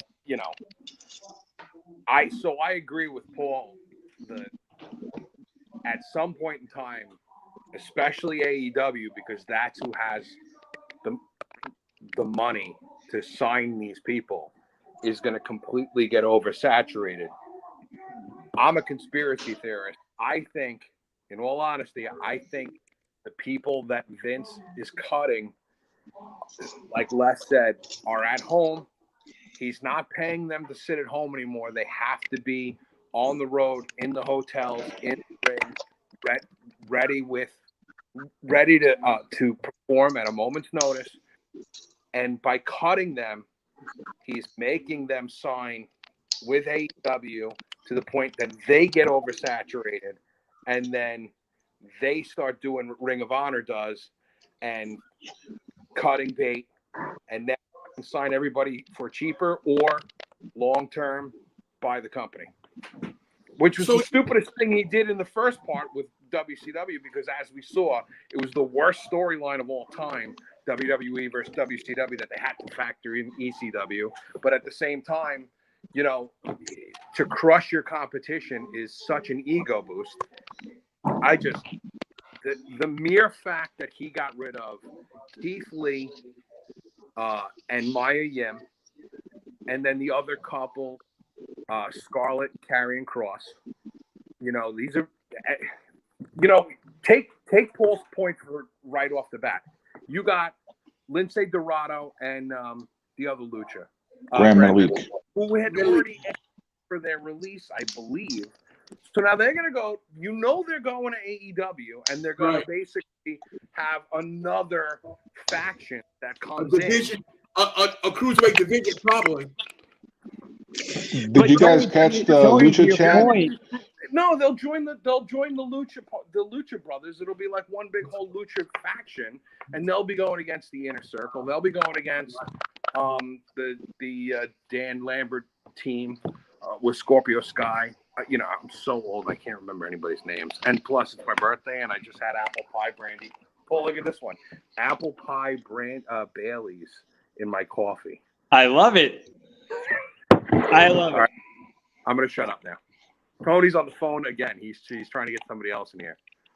So, Paul, you were saying Keith Lee and those guys are over in NXT. What sucks about NXT is the fact that they film in the same location. The fans are the same fans at every show, and they become part of the show with their chants and their thing, this and that. It happened with TNA back when they were filming at Universal Orlando years ago. They would put guys over, the fans would, just to try to get somebody different over. And in reality, the guys didn't deserve it, I don't think. Well, to your point, you are absolutely correct with the NXT and whatever they call that now. I don't know. It used to be their Capital Wrestling Center. Whatever that is. But I'm making reference to these guys when they were working, say, takeovers before the pandemic, when you were watching them in Barclays in front of 17,000 and they were stealing the show. That's where I'm going with this. I get what you're saying. Yeah, it's really easy to look like you're over when you're in front of the same crowd, but that's not what I'm making reference to. Dominik Dijakovic and Keith Lee had some incredible matches. Now, to that point, that is a preference in style. There are a lot of people who hate that style. They do not believe big men should be bumping like that. Big men should be flying like that. A lot of guys don't believe that. I happen to be one that likes that style. So I'm good with that. But Except again, he moved every time I went over the top rope. yes. And listen, Smartly. Tony, we just witnessed this weekend NYWC on Long Island. We watched King Mega in the main event, and Mega was one of those guys. When Mega worked in the HWA back in the early 2000s, Mega was working with Amazing Red. He was working with the SAT. He was working with a lot of smaller guys, and they had incredible clashes of style, which made for some really fun matches. Two But things. he moved on in his career to start working more of a big man style. I happen to like that style. Two things really quick. Now, I definitely know what you're saying there. Two things. I got breaking news. Vince McMahon just released me. I've been released. That's number one. Number I'm two. releasing you. Thanks. Number two. Anthony Mazzano has a question for you, Len. Yeah. You see that there? Yep. What do you guys say? I'm trying to read here. Is The it contracts aren't structured like everybody thinks. Not everybody gets a guarantee. Some guys are guaranteed $150 a night on their contracts once they start working for the deal. Then they're paid bonus structure. But even with that, if there's no return on the amount of money I'm putting in, I'm sinking into you. Like if Paul Lauria is here and I'm pushing him as a giant killer, Paul Lauria, and I have him working guys over where I'm sinking money into Paul. Not just his pay, but I'm putting money into him. Here's money. Here's money. If he's not getting over, why should I waste my money pushing this guy if there's no return on it? So it's not just based on contract. It's based on everything else throughout the entire show to make this guy the star that he is. Brought in to cut costs and make things more efficient for them. Sorry, guys. I'm listening to Sean Sapp. Why might have all these people in the draft? Lee Heyman might have a point, everybody. Everybody, this is just breaking news right now. Lee Heyman says Vince McMahon has released his viewers. All the viewers have been released. That's a good one. Might be so. So this is what blows my mind, guys. You know, I right away when I heard this, and shout out to Zach Stimson who hit me up from across the pond. He's overseas. He goes, Tony, releases are coming through right now. So I jumped right on. I don't do a show on Thursday night, but being that this happened, I had to jump on. Ember Moon, one of my favorites. I love her as Athena. I follow her career from the time she was on the Indies. I was always begging for her to get to WWE. And when she finally got called up, became NXT Women's Champion, I was like, oh my God, this right here is what I've always wanted to see. When she debuted on SmackDown, right after WrestleMania, I was like, oh my God, this is it. This is it. And then, okay, she gets the Achilles heel tear. She gets hurt. I get it. She works her way back. She comes on back. They bring her back to NXT with a big hoopla, comes on a motorcycle. She says she's here for the gold. They team her with Shotzi Blackheart. She wins a women's tag team title. Great. And they legitimately made the first women's tag team champions because they actually won the titles from Raquel Gonzalez and help me. The winner Dakota Kai? Dakota Kai, thank you. So to me, that right there puts them over. Okay, thanks, guys. Brock Moses, who's my friend, says AEW sucks. We'll get to that later. But he's like me, Paul. Paul, you have to sell him on this. But Ember Moon, like Les says, to me, if you pick these guys and girls out of the main ones, Nia Jax, Garbage. Karrion Kross, Keith Lee, and Ember, who do you put the strap on as a champion that you can market, that you can sell, who's going to put asses in the seats, who can actually work? And to me, it's Ember Moon. So how do you explain her being released? What is it behind her being released? You can disagree with you, Jabroni. I do. Go, Kevin. I do. So please understand, I also love Ember Moon. Kate, you know my daughter is a fan. She loves the girls, and Ember was one of her girls. We went and saw Asuka and Ember at TakeOver that we thought Ember was going to win the title from Asuka at TakeOver 3 in Brooklyn because we knew Asuka was going to get the call up soon, and she didn't. So I will say, and this is no offense to Paul, Ember is really short. She is very, very small in that ring. She can fly. Oh, And Tony, who's that? she's the best female. She has the best female finisher on the planet next to Britt Baker's tooth lock thing. Okay? There's nobody that has a better finisher. Not Becky, not Charlotte, not Sasha Banks. She has the best finisher.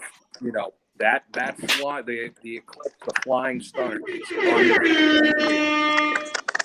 But No, super chat, baby. Fucking Joe Man. I gotta break into this. Every time I get super chat, I gotta do a song. Super chat. All right, cut this off. All right, here we go. Did I win something? I win. Keep going, Kevin. Oh, okay. Thank you so much. I think for her, she's shorter. If she's shorter than Alexa Bliss, she's you know, she can't go up against Doudrop and Charlotte and Nia. But Kevin, you're wrong. I'll tell you why you're wrong here. First of all, your height has nothing to do with anything. Paul might be a hobbit, but that makes me the second hobbit. He's Frodo, I'm Samwise. But here's the thing, bro. You gotta realize they brought her in the first place knowing how tall she was. She didn't grow from the top of the Indies to NXT to WWE. They brought her in at the height she's at. I think there's something to be considered here, and that is the one thing, if I was to criticize Ember Moon, and I'm a big fan, is when you give that list of all the other talent, Ember Moon has a gimmick, but she doesn't have a personality. I get it. She does I don't even know what it is. I guess it's like a warrior paint. She's and Kevin said it best. She has one of the best finishers on the female roster. But this goes into the AEW category. She's a great pro wrestler. She's not that much of an entertainer, though. There's not much at all when you look at her resume outside of a few promos for a few matches. She doesn't bring anything else to the table. Like, I don't have any recollection of anything that she did.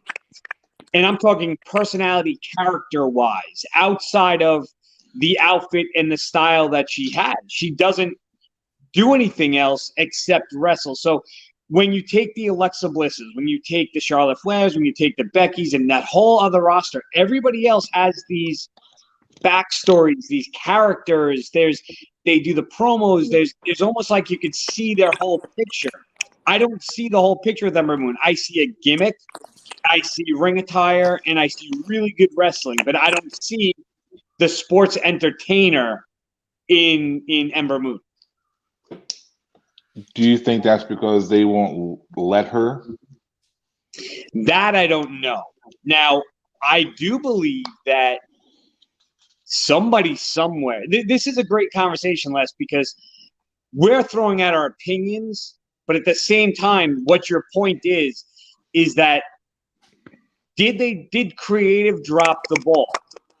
I would love to know that. Did she ever get that opportunity? Did anybody ever really give her that any sort of push with that? Now, from my understanding is if you've listened to any type of interviews or any information about everybody that gets signed there, they kind of say you get signed on and then you're kind of on your own to figure it out. Nobody really guides you in that way. You kind of have to make your own things, kind of throw everything at the wall, see what sticks. Nia Jax is a great example. I'm not a fan of Nia Jax.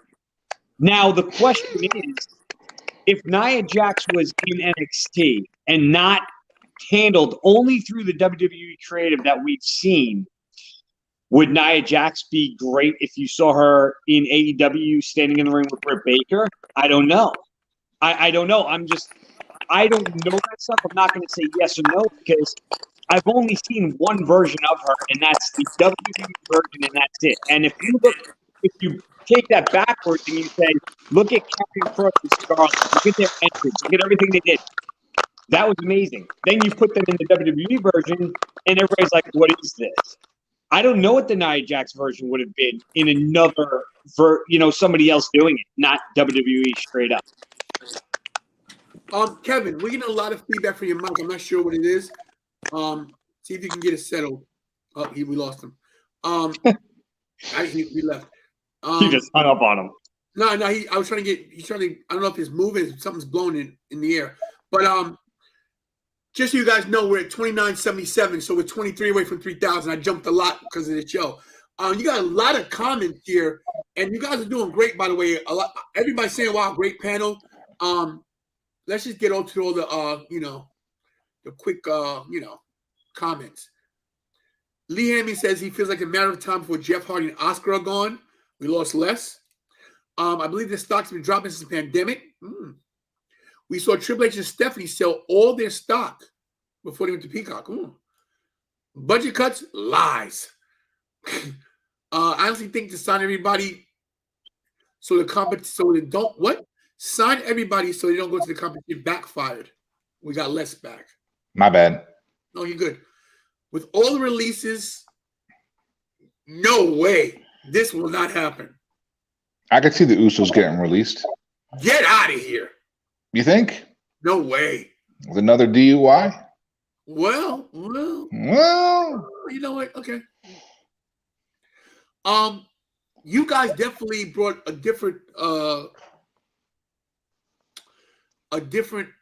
perspective. Yeah, thank you. I've got so many texts that you wouldn't believe. My phone it's like I'm a superstar. My phone's blown up and it's like BS.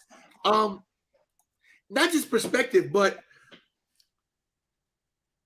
you bring a gravitas to the channel that I do not have sometimes because I get rattled very easily. You should see me when this was coming through. If you guys get a chance, go back to the beginning. I'm literally throwing my hat, like grabbing my head, like because I'm getting them live as they're coming in. I'm like, what? As soon as you got shot by one, then Ember Moon, I literally had to get Kerry to get the panels to resuscitate me because I almost died. It was crazy. First of all, what is the greatest soundbite you might have for your channel? I hope Kira got that dubbed in. She probably does. Let's see how Kevin's doing. Kevin, you back? Can you hear me now? Try to stabilize your phone, Kev, so it doesn't jiggle so much. Like yeah, I'm nauseous now. Thanks. I brought Casey. What's up, Casey Jane? Tony. Nothing. Tony, you might want to tell Casey she has not heard about any of the cuts. So, Don't cut. Casey, how are you? I'm good. By the way, I'm your Uncle Tony. This was Les. Les was the human high-legged. He would have been a highlight, but he can't spell. I didn't do my haircut. And you look well, of course. If you don't know me, my name is Tantalizing Tony, former HWA loser. But listen, there was some WWE cuts today, and I'm sorry to tell you this, but Ember Moon has been released. No, she wasn't. Right hand of God. Casey, she was. No! It's okay, though, Casey, because she's going to end up somewhere else where she actually does better for herself. Or she can come back. Get rid of Nia Jax, too. So, how about this? I mean, no one's made reference to Oni Lorcan being cut. That's a big one. That's on the level of a Bobby Fish. Yep. No one's going to recognize that until he shows up, and then they utilize him for what he's really, really good at. And Keith Lee. Yes, Keith Lee released as well. And his fiance Maya Yim. The other one. I have more breaking news, and this is on a personal note, and you guys are gonna. This is irony. So I just got a job for the weekend. Somebody canceled on a job for a bus, and they want me to drive this. What is that? I can't see on my phone. Go birds, fly, eagles fly, on the road to victory. Oh God, I gotta make the money. Gotta do it. Hey man, $20 is $20. Right on, $20 is $20. So Smoking Joe Man doesn't know who got cut. So let me give it to you again, Smoking Joe. So before you read that, I also have breaking news. The Bella twins have no interest in going back to the WWE. The world is crushed. Who cares, right? Yeah. Okay, so once again, everybody, releases. WS release. Hold on, guys. My computer's over here. Hold on. Bear with me. Okay, so once again, these are the releases, everybody. In case you just got here, breaking news. WWE continued the restructuring of its operations. A number of wrestlers have been released from the company on Thursday. This is confirmed. Hey, before you do this, when you read the name off, thumb down if we don't like it, thumb up if it's okay. Okay. All Ember right. Moon. Keith Lee. Karrion Kross. Mia Yim. Grand Metalik. That's fine. Nia Jax. Lindsay Dorado. He's a good guy. I know him, so. Jeet Rama. I got nothing. Peter Cortez, Trey Baxter, Zay Ramira. Who cares? B-Fab from Hit Row. I can care less about Hit Row. Only Larkin. Thumbs down. Frankie Monet, a.k.a. Cara Valkyrie. No loss. Thumbs down for me. Eva Marie? Yes. What? Yeah. No. And Kidding. Who? Scarlett Boudreaux, who is Karrion Kross's wife. I think that's a package, not because of her. I think together though they could be something big. Do you guys think Morrison's going? I think so. I think he's going to ask for his release. Who? Morrison. That's Frankie Monet's. They're together. I gotta be honest with you. He was there before she got hired too. I struggle with Morrison because I used to love his style of wrestling, but is it just me or does it seem like he's a comedy act? Kind of working out his spots in the ring? It looks like he's kind of almost he's working in slow motion to hit these new moves and everything else. It doesn't click with me. Yeah, he used to be crisp, but now you could tell it's a thinking man's game. Yeah, that makes sense. Like something he practiced it at home, and now he wants to practice it in the ring, and he's kind of getting lost. Either be like these crash and burn guys, or be the sports entertainer. But he's somewhere in the middle but it's not clicking and it's not smooth, Right. But now that's an interesting point too that you said before about so it's him and it's Keith Lee and Mia Yim. They're a couple in real life. Gone. Yep. And then you got Morrison and what's her name? Morrison and Frankie Monet, a.k.a. Cara Valkyrie. Now I think that gimmick of Monet actually is. I think it brings a lot of flash, a lot of pop. I think that gimmick could do well in another division somewhere with the other women, but Kross and Scarlett, that's a big one for me because if you go back to NXT, I think if somebody utilized them together, that's not something we see a lot of right now. Outside of Cody and Brandy, Cody and Brandy don't do a lot together. There's not a whole lot of that, guy, a worker with his, I guess she's considered a valet though, right? She's never really worked a match or anything, right? No, Scarlett never worked a match, no. So she's technically considered a manager or a valet. Right. Not something that we see very often at all, especially in a company like, I'm only using AEW because they're the biggest competition. You don't see that in AEW. You don't see, valets. The manager thing is predominantly guys in AEW. So that's an interesting thing. You got Vicky Guerrero as a mentor manager to Nyla Rose, but the guy-girl combination could be pretty interesting, and especially when you look at some of the things going on, like you got Andrade with Malachi Black right now. I think Karrion Kross could be a nice third member to that little alliance that's formed. But if you want to bring in women to work with your husbands, Lana's sitting at home and Miro's doing his thing. Yes, but now we don't know why. So that becomes another dynamic. But the Miro thing right now, I don't think he needs Lana. I think the Miro thing is pretty self-explanatory. He's their aggressive monster. They don't have a monster there, really. And that's another thing. Like you can use Keith Lee as that example. That's the one thing AEW absolutely lacks is a really big threat. Well, Luchasaurus is out there, but it's a bad gimmick. They have there. The gimmick's terrible is the problem with Luchasaurus. Before we get to any more comments, Hunter Iggy says, and I'll ask you guys this: do you think AEW will cut their roster to add WWE release guys? Do you think they'll cut anybody? No. No, because a lot of the guys aren't contracted. Well, no, a lot of them are now. After their first year or so, the first year they weren't contracted. And then even their contracts aren't really contracted. When they first start there, they get a nightly rate, basically. Then they'll sign on to a longer-term deal. But the one thing that's great about AEW is look at the competition, WWE. What do they have? They have a 3-hour show and then a 2-hour show, and then they have a 2-hour NXT show.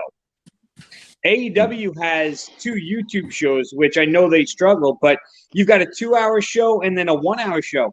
They've got room to expand without it becoming overbearing. So I think Rampage is going to go 2 hours eventually. I definitely see that happening. But I do think they're going to – there's certain talent AEW has to snatch. If I'm AEW, I snatch Ember Moon as soon as you got it. I mean, not that she's going to go anywhere else anyway. But here's a question for you. Seeing that they're in NXT, do they have a 30-day non-compete or a 90-day? So NXT stars have 30 days. So Ember's available in 30 days. But she was signed with the main roster, so for contract never. But no, her contract did change because she came back to the NXT roster. Yeah, so she's on a 30-day non-compete, as well as Oni Lorcan. They're on a 30-day complete non-compete clause, as well as Frankie Monet. That's how the whole Adam Cole deal went down.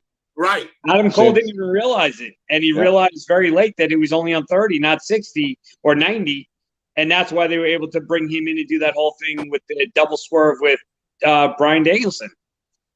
You know, a lot of people didn't see that. They thought he was going to be hanging on a lot longer because he was, you know, his contract expired. They thought it was going to be at least 3 months. So Paul, you were talking about Miro's basically the monster in AEW, and it's ironic because there's one monster in AEW, and that's all that Vince wants to hoard, and he's getting rid of any of the workers, like you said, and that's why AEW is really more endearing to fans like you on how they work, you know, on how they wrestle and put matches, you know, amazing wrestling matches on, but. On the contrary, you're going to start to see in AEW, like they said, you know, you got Miro, you got Luchasaurus. You really do have Wardlow, right? He's going to be that guy sooner or later. You got Murderhawk, which the WWE, you know, has basically said they want Lance Archer. They're going to go after him sooner or later. But now you're also probably most likely bringing in Bray Wyatt or Wyndham, right? And now you got Keith Lee and Karrion Kross. So that's 7 guys, 7 monsters that may be on their roster.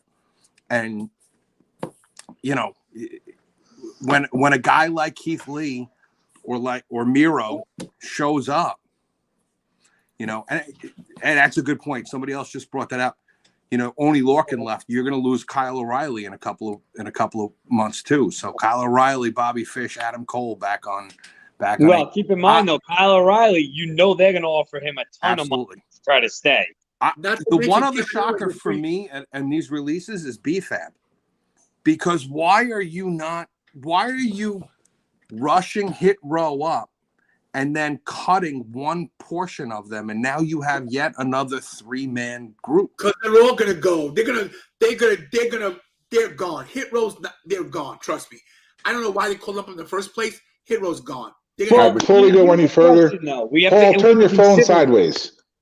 Turn your phone, we have Paul. to consider the fact that we don't know who's doing the call-up.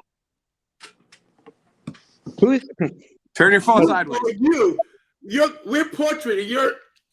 Wait, I'm changed? My camera looks fine. Turn your phone. Oh. Hey! All right, that was fun. My point is, we don't know who's doing the call-up. I mean, this clearly isn't Vince deciding, hey, here's who I want from NXT.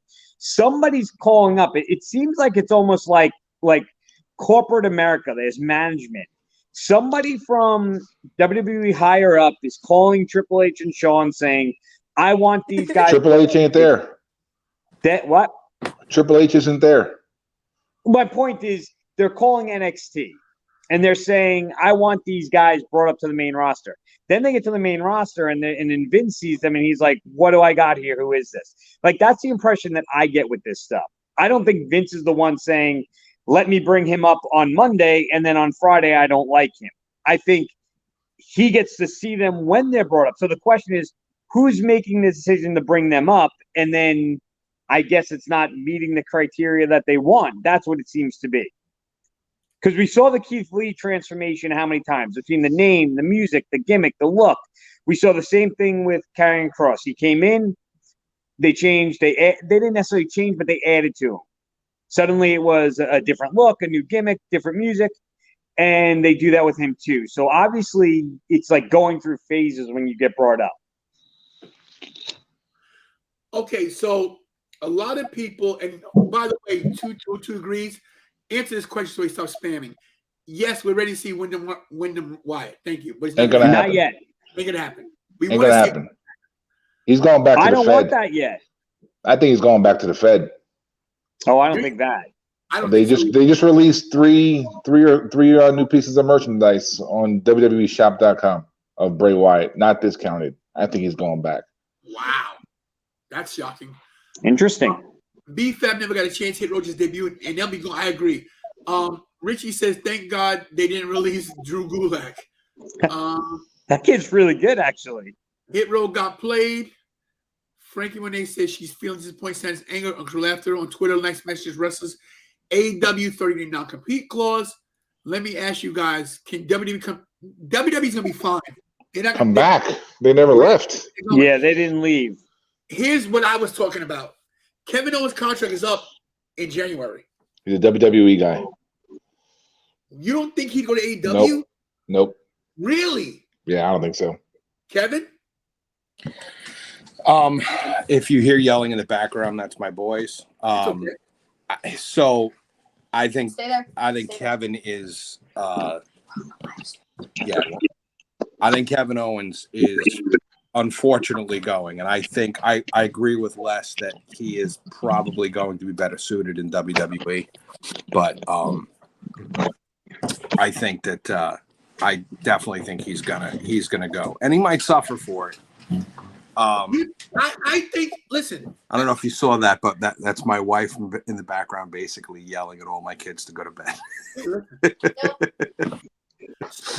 Good night, Casey. So I really think that this is my personal. I'm a mark. Compared to you guys, I'm a mark. We don't know it, but I think Kevin Owens' dream was to be in WWE, and I don't think he's happy. He doesn't look happy. He doesn't wrestle happy. I mean, I agree. I think he's following the same path as CM Punk. I think he wanted to be a WWE guy his whole life, but I think it's the creative. I think he's going through what Moxley did. He wants some creative control, and they just don't have anything. And this is where I'm dumbfounded. We don't see anybody from creative or writing in any way, shape, or form in WWE getting cut. We only see the wrestlers. So I just don't know if anybody from creative or any of the writers or any of the head writers and stuff. I look on LinkedIn all the time for like positions for WWE and see writers and stuff like that. And I always thought about applying. I never really did, but I never see in the news any of the WWE writers and staff get cut. And they're the ones that should be held liable for ruining people like Keith Lee, like Karrion Kross, like Ember Moon, like what recently got released about Bray Wyatt and the burnt Bray Wyatt and how he had such a problem with the gimmick and stuff, and the fact that they're going to lose, that they lost Moxley, that they're going to lose Owens, that they tried to change Adam Cole's name and make him Keith Lee's manager. Are you kidding me? I don't know. No, that's a great point, especially the thing about Adam Cole. Could you imagine that conversation? So they call him up for an emergency meeting to SmackDown. And the conversation is, oh, well, listen, we're going to cut your hair. And even though you've had one of the biggest factions in the history of NXT, Undisputed Era, you're not going to be Keith Lee's manager, the guy that took the title from you, by the way, and you're going to help him get to the top. Yeah, okay. Like, where's their mindset? And my thing is this: we know Vince how he is. We know Vince wants another Hulk Hogan. He'd love to have another Hulk Hogan. He wants another John Cena. Well, right, whatever. Well, that's not going to happen. I mean, Roman's as close as he's going to get. Why? I don't understand. There's money to be made with these guys like a Keith Lee, like a Karrion Kross. Like, why is he capitalizing on them? Why is he burying them? Why call these guys up, take them from where they are, happy, and lock them into this contract and then not use them, underutilize them? I don't get it. It blows my mind. I think you have to remember something, though, and as much as we don't like it when we're having nights like this and there's releases, all four of us grew up watching this, and we've been fans our entire life. At some point in time, he got it right. At some point in time, he created characters that we all got invested in, and we followed, and we enjoyed, and we did. And so clearly he has his ideas do work. Now, are the four of us just so egotistical that we think we're better and we know better? Or I don't know that that's the case. What I'm saying, though, is that I think it's pretty self-explanatory to think a guy like Karrion Kross or Keith Lee is easily going to make it. I think now, as mature adults, when you get to witness it, because there's so much wrestling out there, and if you watch anything else, you can clearly see, okay, how come when I watched this guy on WWE, I wasn't really interested, and now that he's somewhere else, I'm completely interested. I'm a huge believer in a lot of these guys going to other places, no matter where it is, AEW, Impact, wherever it is, where they have input on their gimmicks. That is one thing. You guys know this from when we were younger. I hated them. Listen, there's a few guys in this room that we were sitting down with the Hart family, Bruce Hart. And Bruce Hart addressed us and said he was changing all of our gimmicks. And none of us liked it, and none of us went along with it. Now, I'm sure if this was a locker room conversation, we'd be looked at like a bunch of marks and a bunch of idiots. What do you mean you didn't follow the rules and you didn't go along with what Bruce said? The point I'm making is that we were so passionate about having our input and being part of the creative process and wanting. That's why we did what we did on our own. That's why we created the HWA, because we didn't necessarily want to do what other indie promotions wanted us to do or anybody else. We wanted to do things our way. I don't think I would enjoy ever being in the WWE if half of what I hear is true. You're signing a contract to be an actor in a show, and then you're doing whatever they say your character is, and you're supposed to act that way. That's great if you're into acting, but that's not what wrestling necessarily is. When you invest in your own character and do your own thing, you might want to have input. You might feel a little bit more comfortable thinking, hey, my character would say this, or I'd feel this, or do this, not having a writer tell you, here's your lines and rehearse it. So this goes back to the Kevin Owens thing. Maybe it's time for Kevin Owens. Maybe he's looking at his career and saying, okay, what am I going to do here? I've been a tag team champion. I've been world champion, universal champion, all these other things. Is he really going to go back to being on top? When you look at what you got, Brock Lesnar constantly showing up, Roman Reigns, who's probably in the greatest phase of his life, doing great. Seth Rollins is creeping on the door, being amazing right now. Is Kevin Owens really going back to the top of the food chain there? No. I'd be looking at a way out if I was Kevin Owens. That's what I'm saying too. He's never going to be a top guy. And with that little window, he was a top guy. Look what happened. Look what he gave the title to. They gave it to a old timer. Nothing against Goldberg at the time. He was hot. He beat Lesnar really quick. But think about Kevin Owens. He's got a few good years left in his career, and he's stagnant. He's mid-card at best. I would jump at the chance to go to AEW. Will he be champion? No, but he has a better chance of going to AEW with his gimmick than being in WWE stuck in the middle. Real quick, this is for everybody. Do you think AEW will become like WCW if they keep signing released WWE stars? I'm going to say no. Les?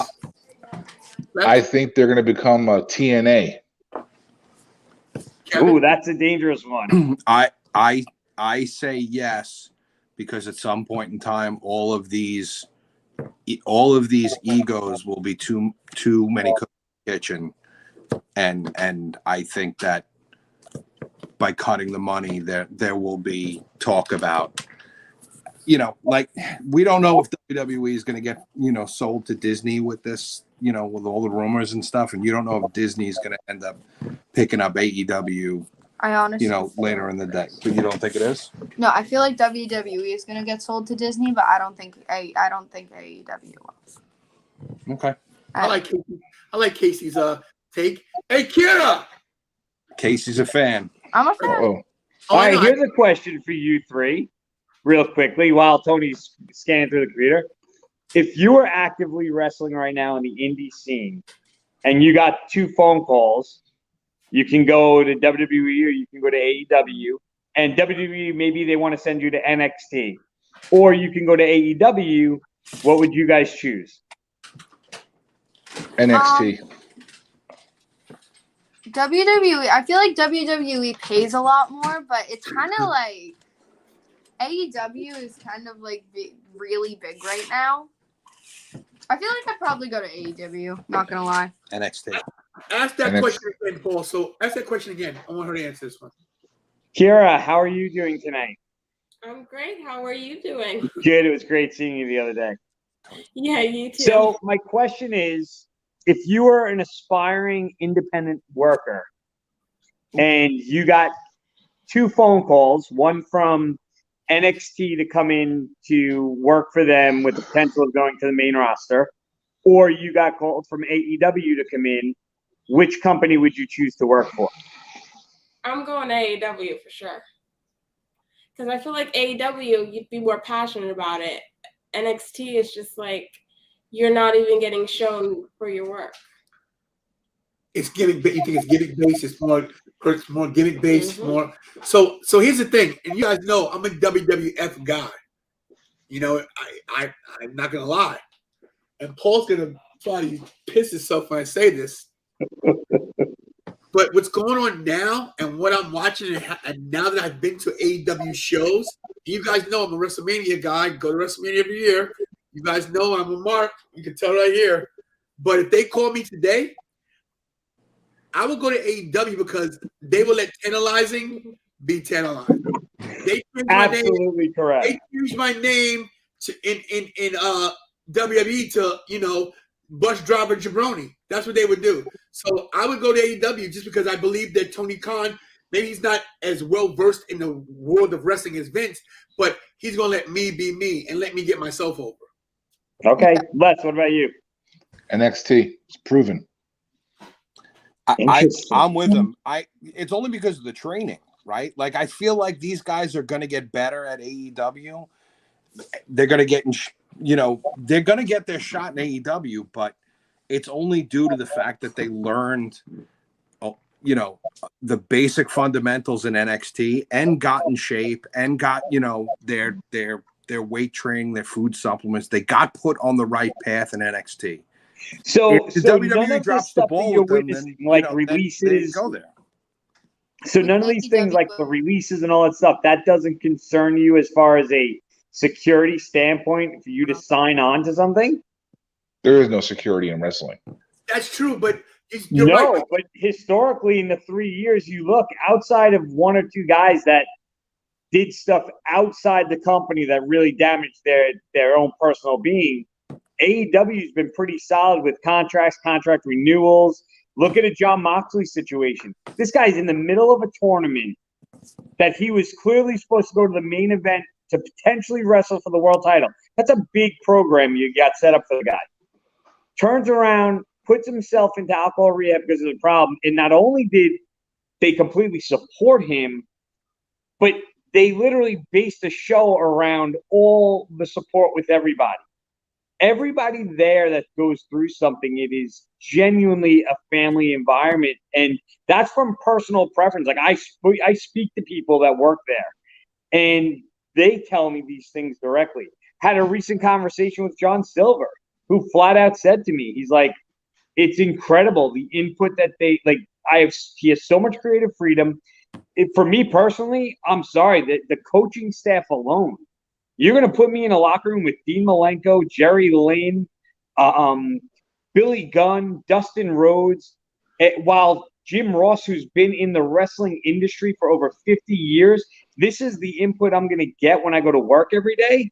And I get to have creative input on my own, as opposed to going somewhere where I'm going to be a cookie cutter cutout of train this way, work this way, do this way, and maybe we'll use you. And not only that, but I'm going to work, like you said, Les, I'm going to work in the same building in front of the same 200 people every week unless I make it to the big time.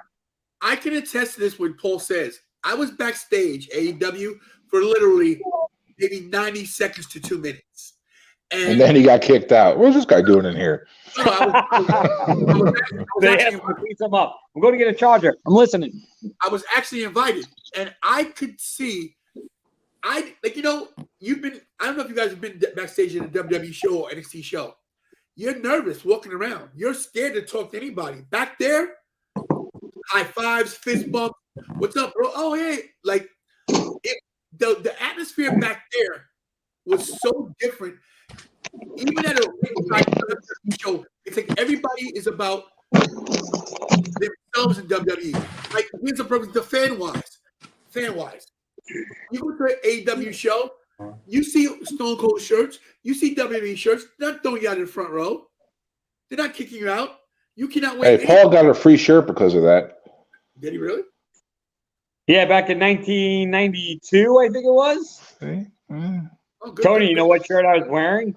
It was a Sting shirt. I was wearing a Sting shirt to WWE on Monday Night Raw in the first episode. I remember I was there. You know, it's interesting you brought up that point. Have you guys heard the rumors about the WWE security? About the stories of they're telling fans not to stand up. They're telling fans they have to sit down. They're telling fans they cannot jump up and cheer. They're controlling the entire atmosphere. Tell them what happened. Tell them what happened with me. Tell them what happened. Listen to this. This happened at SmackDown. Tell them. Yeah. Hurry up. Tell them. So we got brought down to the fourth row on the floor, courtesy of one of the WWE promoters or something. He saw my title. He saw the YouTube title. He saw us walking around. One of the guys, he goes, "Hey, you guys want to go? We fill some seats." You know, and Les is good for this too. He knows people in Florida to help seat filler. We're like, hell yeah. So we go down there. That guy could have been nicer. But once we hit the floor, what happened with that jabroni? What happened with that a-hole? So WWE just likes to get the crowd on camera being crazy, and then once the match starts, they want everyone to sit down. There was this one guy that was just pestering everyone in the first rows to sit down. And we weren't even on. Were we even on the hard cam side? So hard cam was behind us, right? So we're in the back row of the front four seats. So I'm like, I'm doing my shtick with the crowd. Me and Becky Lynch are going back and forth, right? And she's like, "Your mother's a whore." Like, she's literally said that to me. So, she knows her? Yeah, she does. So I'm showing my title, and the crowd's cheering me, and he's like, sit down, or you're both out. Like, threatening to throw me and Kira out. Like, you're going to get out. I'm like, are you kidding me? Was it a WWE guy or was it a arena guy? It was a WWE guy. And then I go to him like, "Yo, what's your effing problem?" He goes, "You want to stay or you want to go? Because I'll throw you and your kid out." So I go to the next guy who's a WWE guy he's got a walkie-talkie. He's like, "Don't even talk to me because you'll be out of here." They do not want you to have any kind of notoriety as a fan to make any noise unless they're directing you to. It's crazy, bro. Paul's right. It's literally becoming like if you've ever been to either a talk show or Jimmy Fallon or in a thing like outside of having big applause signs flashing in the background, it is a completely controlled environment now. So I'm not sure what that's for or why. I get it. I understand that WWE is going after a different demographic. I understand WWE is going after the young kid crowd again. They want merchandise. They want to do the thing with the kids. They want to sell their tickets to mom and dad when the kids want to go. So they're getting the family thing. Another great point is when you look at the way they promote these shows these days, right? They're not promoting their big time shows around main events and wrestlers. They're promoting around the actual event. They don't promote WrestleMania about who the main event of WrestleMania is. That show's selling out regardless whether you know who's wrestling at WrestleMania or not. It's destination events. It's family. Make a vacation out of it. So I don't know. For me, it's just not what I'm into. It doesn't trigger it. It loses it for me. I DVR WWE programming, and I don't even watch it on DVR anymore. I fast forward if I hear something really entertaining happen. I don't have the patience or tolerance. I just don't enjoy the product. And then I turn on AEW where it's must watch for me. The excitement alone is what draws me in. The live crowd, the big arenas, the insanity, that's what makes me enjoy it. Queens was insane. Queens was insane at Arthur Ashe Stadium for that Dynamite. I've never seen anything like that. But topping that was All Out when I went to Chicago. I didn't know what I was going to expect. It was my first AEW show. I'm going to a pay-per-view. I'm like, okay, let's see what this is all about. Paul, of course, got me kicking and screaming to go to AEW. I finally said, you know what? It's a cheap trip. I'll fly in one day, fly back. I'm gonna tell you right now, I've been to WrestleManias. I've been to all the big ones. I've been to the Rumble. I've been to Survivor Series. I've been to SummerSlam. That was one of the best pay-per-views I've been to in my life. Not just because the card was stacked. The atmosphere with the fans, the interaction. Lance Archer comes to our suite, nicest guy, you know. It just, everything was just, the planets were aligned for that show. And just think about the whole storyline, how they did it. You bring in Adam Cole at the end, right? That ends any show. In WWE, Adam Cole comes, show goes up the air. What? Wait a minute. Adam Cole's not the finish. It's Bryan Danielson. Innovative, great, shock to people like, what? And so generous of Adam Cole. That's how much that you could tell this is a family atmosphere. There's no ego involved. Of course, there's ego, but think about that in WWE. Would anybody do that? Would you see John Cena in the show? Then you bring in whoever, Hogan, whatever the case is. It just different atmosphere. And I hate to say this, and I'm going to say it again live on my own damn show. Frodo Baggins, aka Paul Laurier, was right. He said you got to give him a chance. I was kicking and screaming for one full year. I was like, no. Read between the lines. This is what I was telling him. Read between the lines. Finally, I gave it a chance, and now I have AEW merch. I'm on AEW shop looking for the AEW title belt. It's like so. Well, listen, two things. One, I'm going to pay it forward right now. I'm going to give credit to somebody else in the room, and I'm going to give credit to Kevin, because Kevin was the guy about 4 or 5 years ago that convinced me to get on board with NXT. This was before it was airing on regular TV or weekly TV. It was like you had to have the network to watch. He was the one that got me completely invested in NXT. It's a shame that the whole pandemic thing had to happen, and even though NXT 2.0 isn't horrible, I don't hate it. I just can't get behind the 200 people crowd thing. Listen, I'll be the first to say I have a hard time getting behind AEW's YouTube stuff now because they're doing it at Universal. They're not doing it in front of the live crowds anymore. So I have a hard time with that too when it's in front of 150 or 200 people. Second thing I want to make a point of is let's talk about a little bit behind the scenes that we don't really talk about. We always talk about wrestlers and this and the other thing. How about the fact that AEW had the guts to walk into New York City and jump on a venue up to 20,000 people when that's predominantly WWE land? Nobody does that. I think, what has there been one show? What was the show at the Garden during WrestleMania weekend? Was it like Ring of Honor and somebody? Ring of Honor and New Japan. Okay, so a combined show at the Garden during WrestleMania weekend when you had every wrestling fan in the universe in town already. okay, I think there's a lot of there's a lot of extras with that one.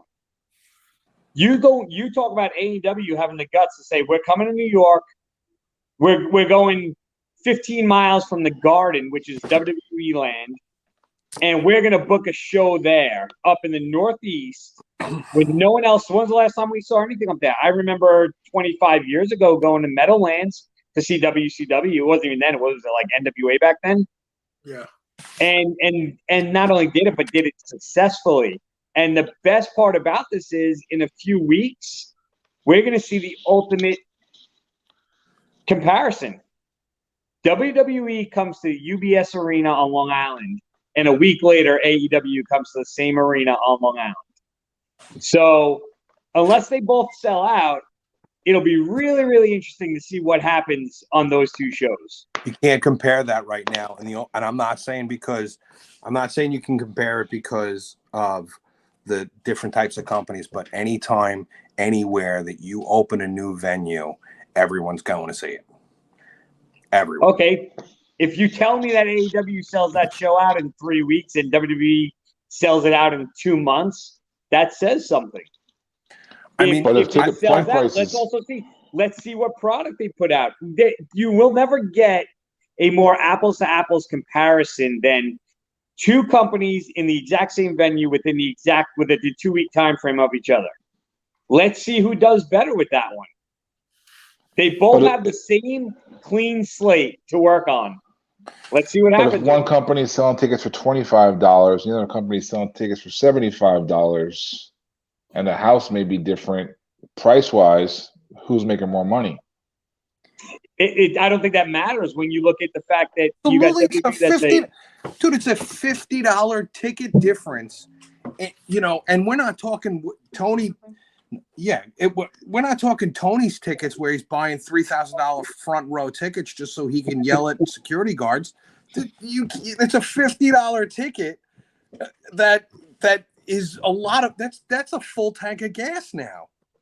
But you're saying that they're both selling out, so the ticket price isn't relevant at this point. No, you just said it's not. a new venue. You just said new venue. They're both going to sell out. It's exciting. Right. So who's making more money doing that venue? I'm not really interested in saying who's making more money. I want to see who does a better show in the same audience, who treats it that way. Who's gonna look and say, Les, you paid your hard-earned money for this ticket. Here's what I'm going to give you.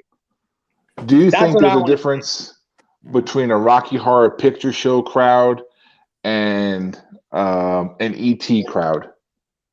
I feel like the difference between the prices with like the AEW and the WWE tickets, like I feel like WWE, it's more expensive because it's a bigger company, and like AEW is less expensive because it's like newer. And they're contracted.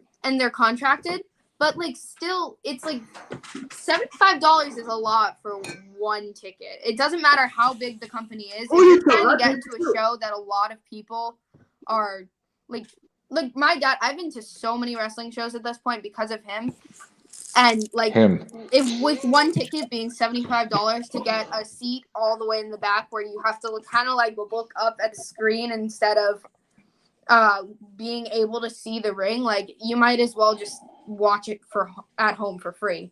Well, it's like not okay that don't say it, Tony. $50 price difference. And like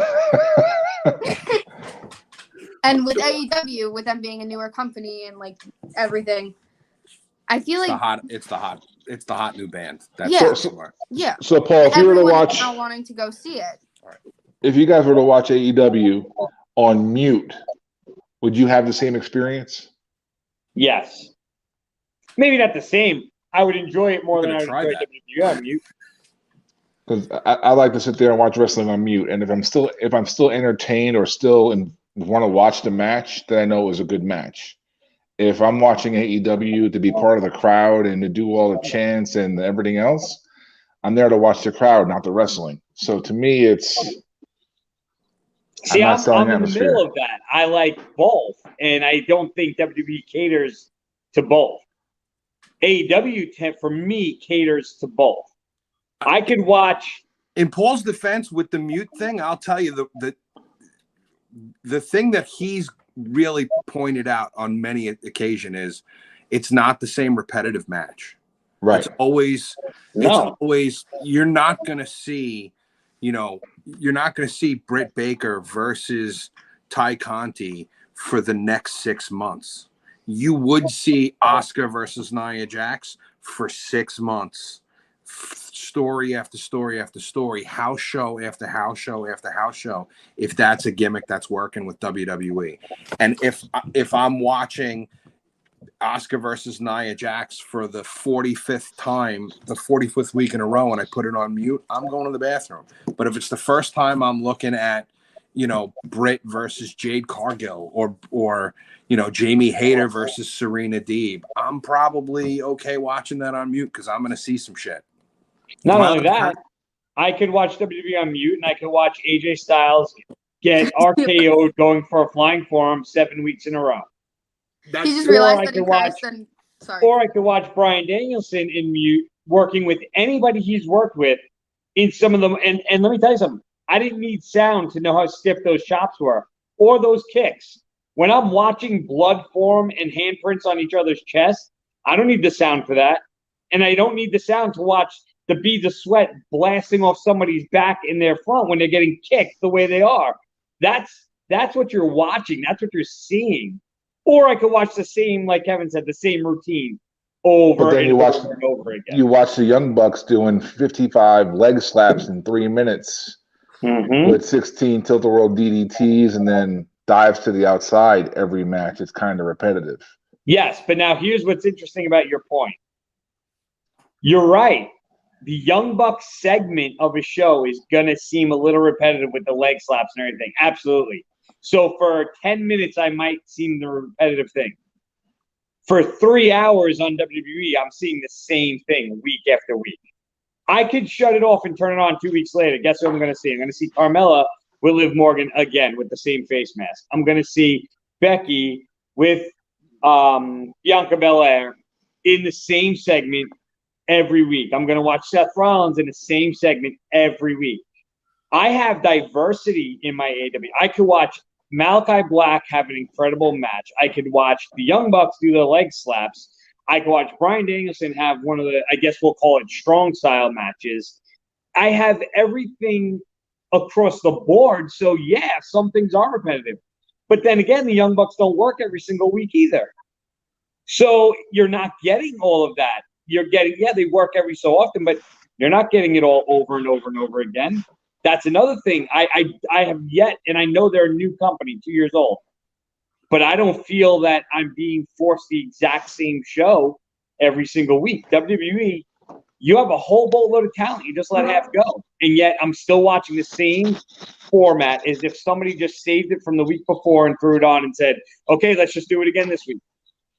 I gotta agree with what he's saying, but listen, we're at the 2 hour and 23-minute mark, and some of us got to take care of some personal business. Like I haven't eaten since Thursday, even though today's Thursday. But look, I want to get your final thoughts on the Luisa Slay. Let's start with Casey J first.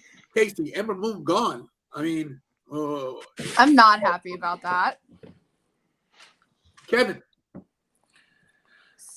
So I'm kind of hoping Ember picks up in AEW, so we see her again. I think that she'll have some pretty decent matches with what's her name? What's the Serena Deeb is in? Is it Hikaru Shido? Is that what's her name? Shido. Yeah, Shido. Okay. Yeah. So I think they'll do good together. You know, the Bunny I think is getting better in the ring. I think Penelope Ford and her make a pretty decent, okay, heelish faction.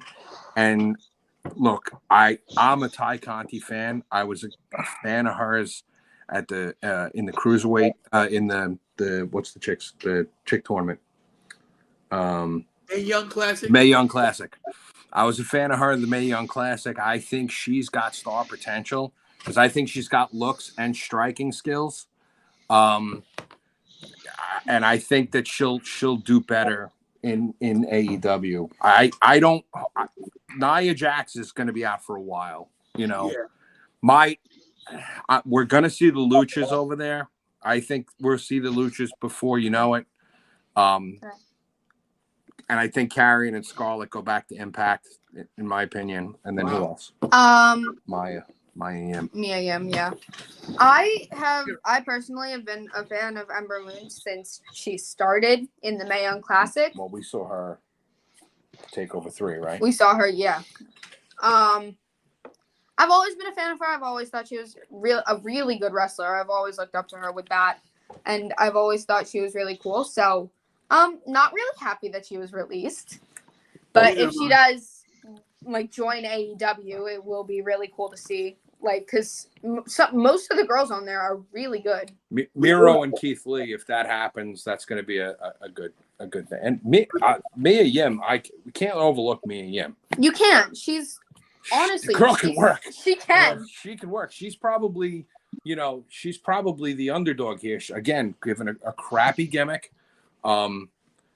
took the mask off and was never given a chance to re-up. She had those ladder matches where I think she broke her elbow or something. She has a lot of potential, and she wasn't really given the chance for it. I like that. Now, who else has a really good women's division? It was an Impact. I feel like TNA knockouts are NWA and Impact both, right? Have good. Where did the Iconics go? Deonna Purrazzo is holding the strap now, and Deonna Purrazzo, the virtuosa, she she cut her teeth in NXT as well, for a little bit, and I don't know what happened there with that release, but the minute she got released and went to Impact, but now look who's Impact's got, my 2 favorite. Iconics. Peyton Royce and Billy Kay, he loves them. That's what I mean. I'm okay with Ember Moon going either one. I don't think she has to go to AEW. I mean, I would like it, but I think she's gonna. I'm happy she's gone from WWE. I've said this in the past. I'm actually happy about it because I think she will be better utilized in a different company where she really gets to display her talents on a better stage than what they were allowing her to do. Who else, Paul? Who else do you think? Sorry, Casey. Paul, who else do you think, other than Ember Moon, she's going to bounce back pretty easily? I think on the independent scene or AEW. Who else do you think is going to really, shine right now that they've been released? I have no doubt that Karrion Kross and Scarlett will do great, but I don't necessarily feel they wouldn't be my first pick out of that group to go to AEW. I think my first pick, honestly, would be Keith Lee. I think when you look, like Kevin said earlier, I don't want to open up this can of worms again, but when we discussed the whole issue with the big men over there, the Lance Archers, the Miros, I think there's a part of that that's a bit of a problem, is because of the fact that guys like that don't have a lot of other guys to work with because they are one of the only few. Yes, if Lance Archer ends up in a program with a Chris Jericho, okay, with a John Moxley, okay, with maybe even a Christian, and I'm just talking about physical stature, all right, the more you add to that, I mean, for me, Lance Archer, Keith Lee, now I'm really going to get interested. This could get really interesting. Miro, Keith Lee, that could get really interesting. Now that you're adding, I think they're like building blocks, and I think they lack in some areas that they have to still work on building. I think AEW is going to do fine with their mid-sized guys. We've got it covered. We've got luchadors and lightweights covered. We've got the medium-sized guys from the Bobby Fishes, Adam Cole, Daniel Bryan, CM Punks. We've got all that covered. We've even got the medium to bigger guys, the Jerichos, the Moxleys, the Kingstons. We got those guys covered. We don't really have a lot of big men. Like when you look at WWE big men, I mean, we've all seen this a million times. How awkward is it to watch Billy Gunn in a match there? He's twice the size of every other worker. It's almost not even funny because it's not believable at all that there's any threat to Billy Gunn. We talked about Billy believable Gunn in WWE last is week. Never a big guy in WWE, like considered a big guy. So I would like to see Keith Lee in there. Could be really fun to watch. We talked, Paul. Remember we talked about this last week about believability in AEW. Yes. Who's the guy that Darby Allin worked with and basically jobbed out that was twice his side that looked like Moondog Rex on steroids.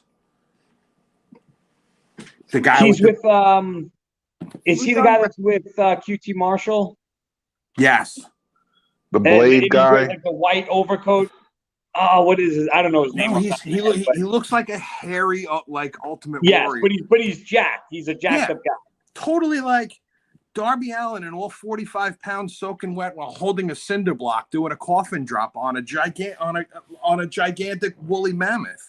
Does not look believable. I do not understand anything you just Yeah. Well, because it's a match you weren't watching. But as that division grows and gets bigger, then maybe we're going to start to see. I mean, a Keith Lee and Wardlow. I don't know how good Wardlow Keith Lee is. and Wardlow's a good match, but remember the matches that Adam Cole did with Keith Lee, the whole the pounce into the crowd that looked was a gift forever. I mean, that's why I think you're going to see some good Keith stuff. Lee can go back. Keith Lee can go back to that NXT style. So if he went to AEW, he can work with anybody, but he could also elevate the heavyweight division in AEW because he's going to add to it.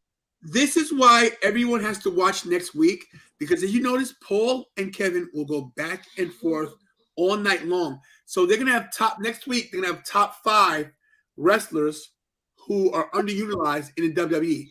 Now, some of their list, some of these people have been released, so they're gonna redo their list. We'll update you when this show is going to happen sometime either Wednesday or Thursday. But as you can see, it's a great dynamic between these two, and I love it. I want to get to Les real quick, and I want to close the show out, okay? Go, Les. Les. He said Les. Sorry. Not Casey. That's all right, Casey. You can go. Casey, go ahead, Casey. And Casey only. I'm sorry. Make it quick, because mommy's giving me the evil eye. I don't want your mom It's 9:45. It's bedtime. Sorry, Les. I'm It's sorry. all right. You can go. Are you sure? Go, Casey. Yeah, go for it. Just say goodnight. Just say goodnight. All right, I gotta go to bed anyways. Good night, Casey. He says goodnight. Good night, Casey. I think everybody will still have a career, obviously. You have NWA, TNA, AEW, Japan. Everybody's going to still get work. My question is, how does Booker T feel about Ember Moon being releasing and he was the coach? Yeah. And then I think you'll see a lot of people still, like I said, just get work. And I don't think the Fed it's a drop in the bucket for them. It's a little ripple in the wave. They're going to continue. But in the long run, it's wrestling and it's going to continue forever. And on Paul's talking about seeing people over and over and over, Bruno Sammartino, Larry Zbyszko, Sold Out Shea. How long was that program built for? Oh, listen, I love what you're saying, but that's a whole different conversation for another time. That is an era issue. This generation does not have the patience for stuff like that. Listen, thanks for ECW. We grew up with that stuff. We did. We all grew up with that, but that's not what this generation has. This generation gets everything immediately. I don't know. AEW struggles with that. AEW struggles with a long-term storyline, and it's a hard thing for their fans to follow because these kids are so used to having everything immediately. So I like where you're going with that, but like I said, that was also a completely different era. Watching the same matches over and over again, really with the same outcomes, isn't it just doesn't work at this point with WWE. And the talent in WWE is not what you're giving examples of. We might have to get less in this somewhere down the road too, because I like this absolutely. Too. Let me get Kira's final thoughts. Kira? Well, with the whole releasing thing, I think it's just really disappointing. All the wrestlers were like good wrestlers, and they may not have been good on the mic or in like backstage gimmicks or whatnot, but that's not what it's about. It's about the wrestling. So if they release good wrestlers and keep the good actors and keep the good people on the mic, just so like the gimmicks could be entertaining, the wrestling's not going to be that entertaining. That's why they changed it to wrestling entertainment, right? Well, what was it? Sports entertainment. Sports entertainment, right? And I know what you're saying. Let me just say the final thoughts, and I'm going to agree with all you guys. Number one, you guys were great. All of you. Casey was great. Thank you guys coming in last minute on this impromptu show. Die, please subscribe. This show is one of my most successful live shows, impromptu. You guys had a lot of gravitas, a lot of great professionalism. You guys all had a different view of things from a different aspect. Les being the promoter had his deal. Kevin, the analytical guy. Paul, the hobbit, he eats like 8 dinners a day. But no, it was great to have all you guys as well as Kira and Casey. But let me just say this, closing it out. I'm pissed off. I'm pissed off what happened today for a lot of reasons. Personal reasons. Ember Moon, I'm sad about. As Les said, they will bounce back. They'll all get work. They're not going to be out of jobs. We don't know what they were making in WWE anyway. Maybe they can market themselves better independent scene or in AEW. I would love to see I would love to see Keith Lee and me and him go to AEW and shine. I know we'll see Ember Moon there. I know that for a fact. I see Ember Moon coming in and challenge. I listen, this is my show. Let me say this, okay? I say that Ember Moon comes in and she automatically challenges Dr. Britt Baker DMD as soon as she gets there. I just think that's something that would be big for the company.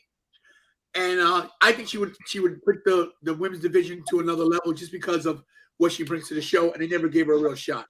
2 orders of business. We'll be back tomorrow night, Friday live, 7 p.m. for SmackDown and AEW Rampage. Don't forget, it's Survivor Series in 3 weeks.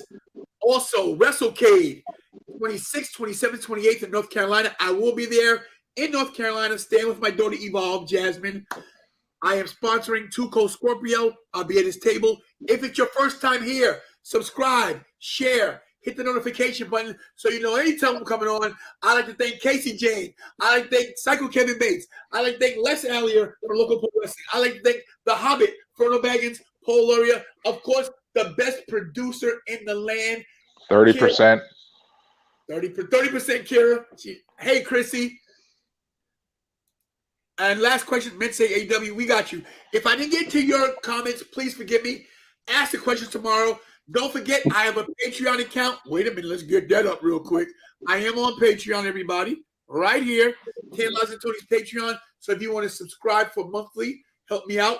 Anything you donate to the channel gets me tickets, gets me across the country to get the best content on YouTube you could possibly have. Thank you all for joining. My name is Tantalizing Tony. I've been your host. I am your YouTube champion. Your champion, baby. And everybody, give him a sign off. Do what I do best, and that's everybody, come on. Stay tantalizing. We're out, everybody. Thank you.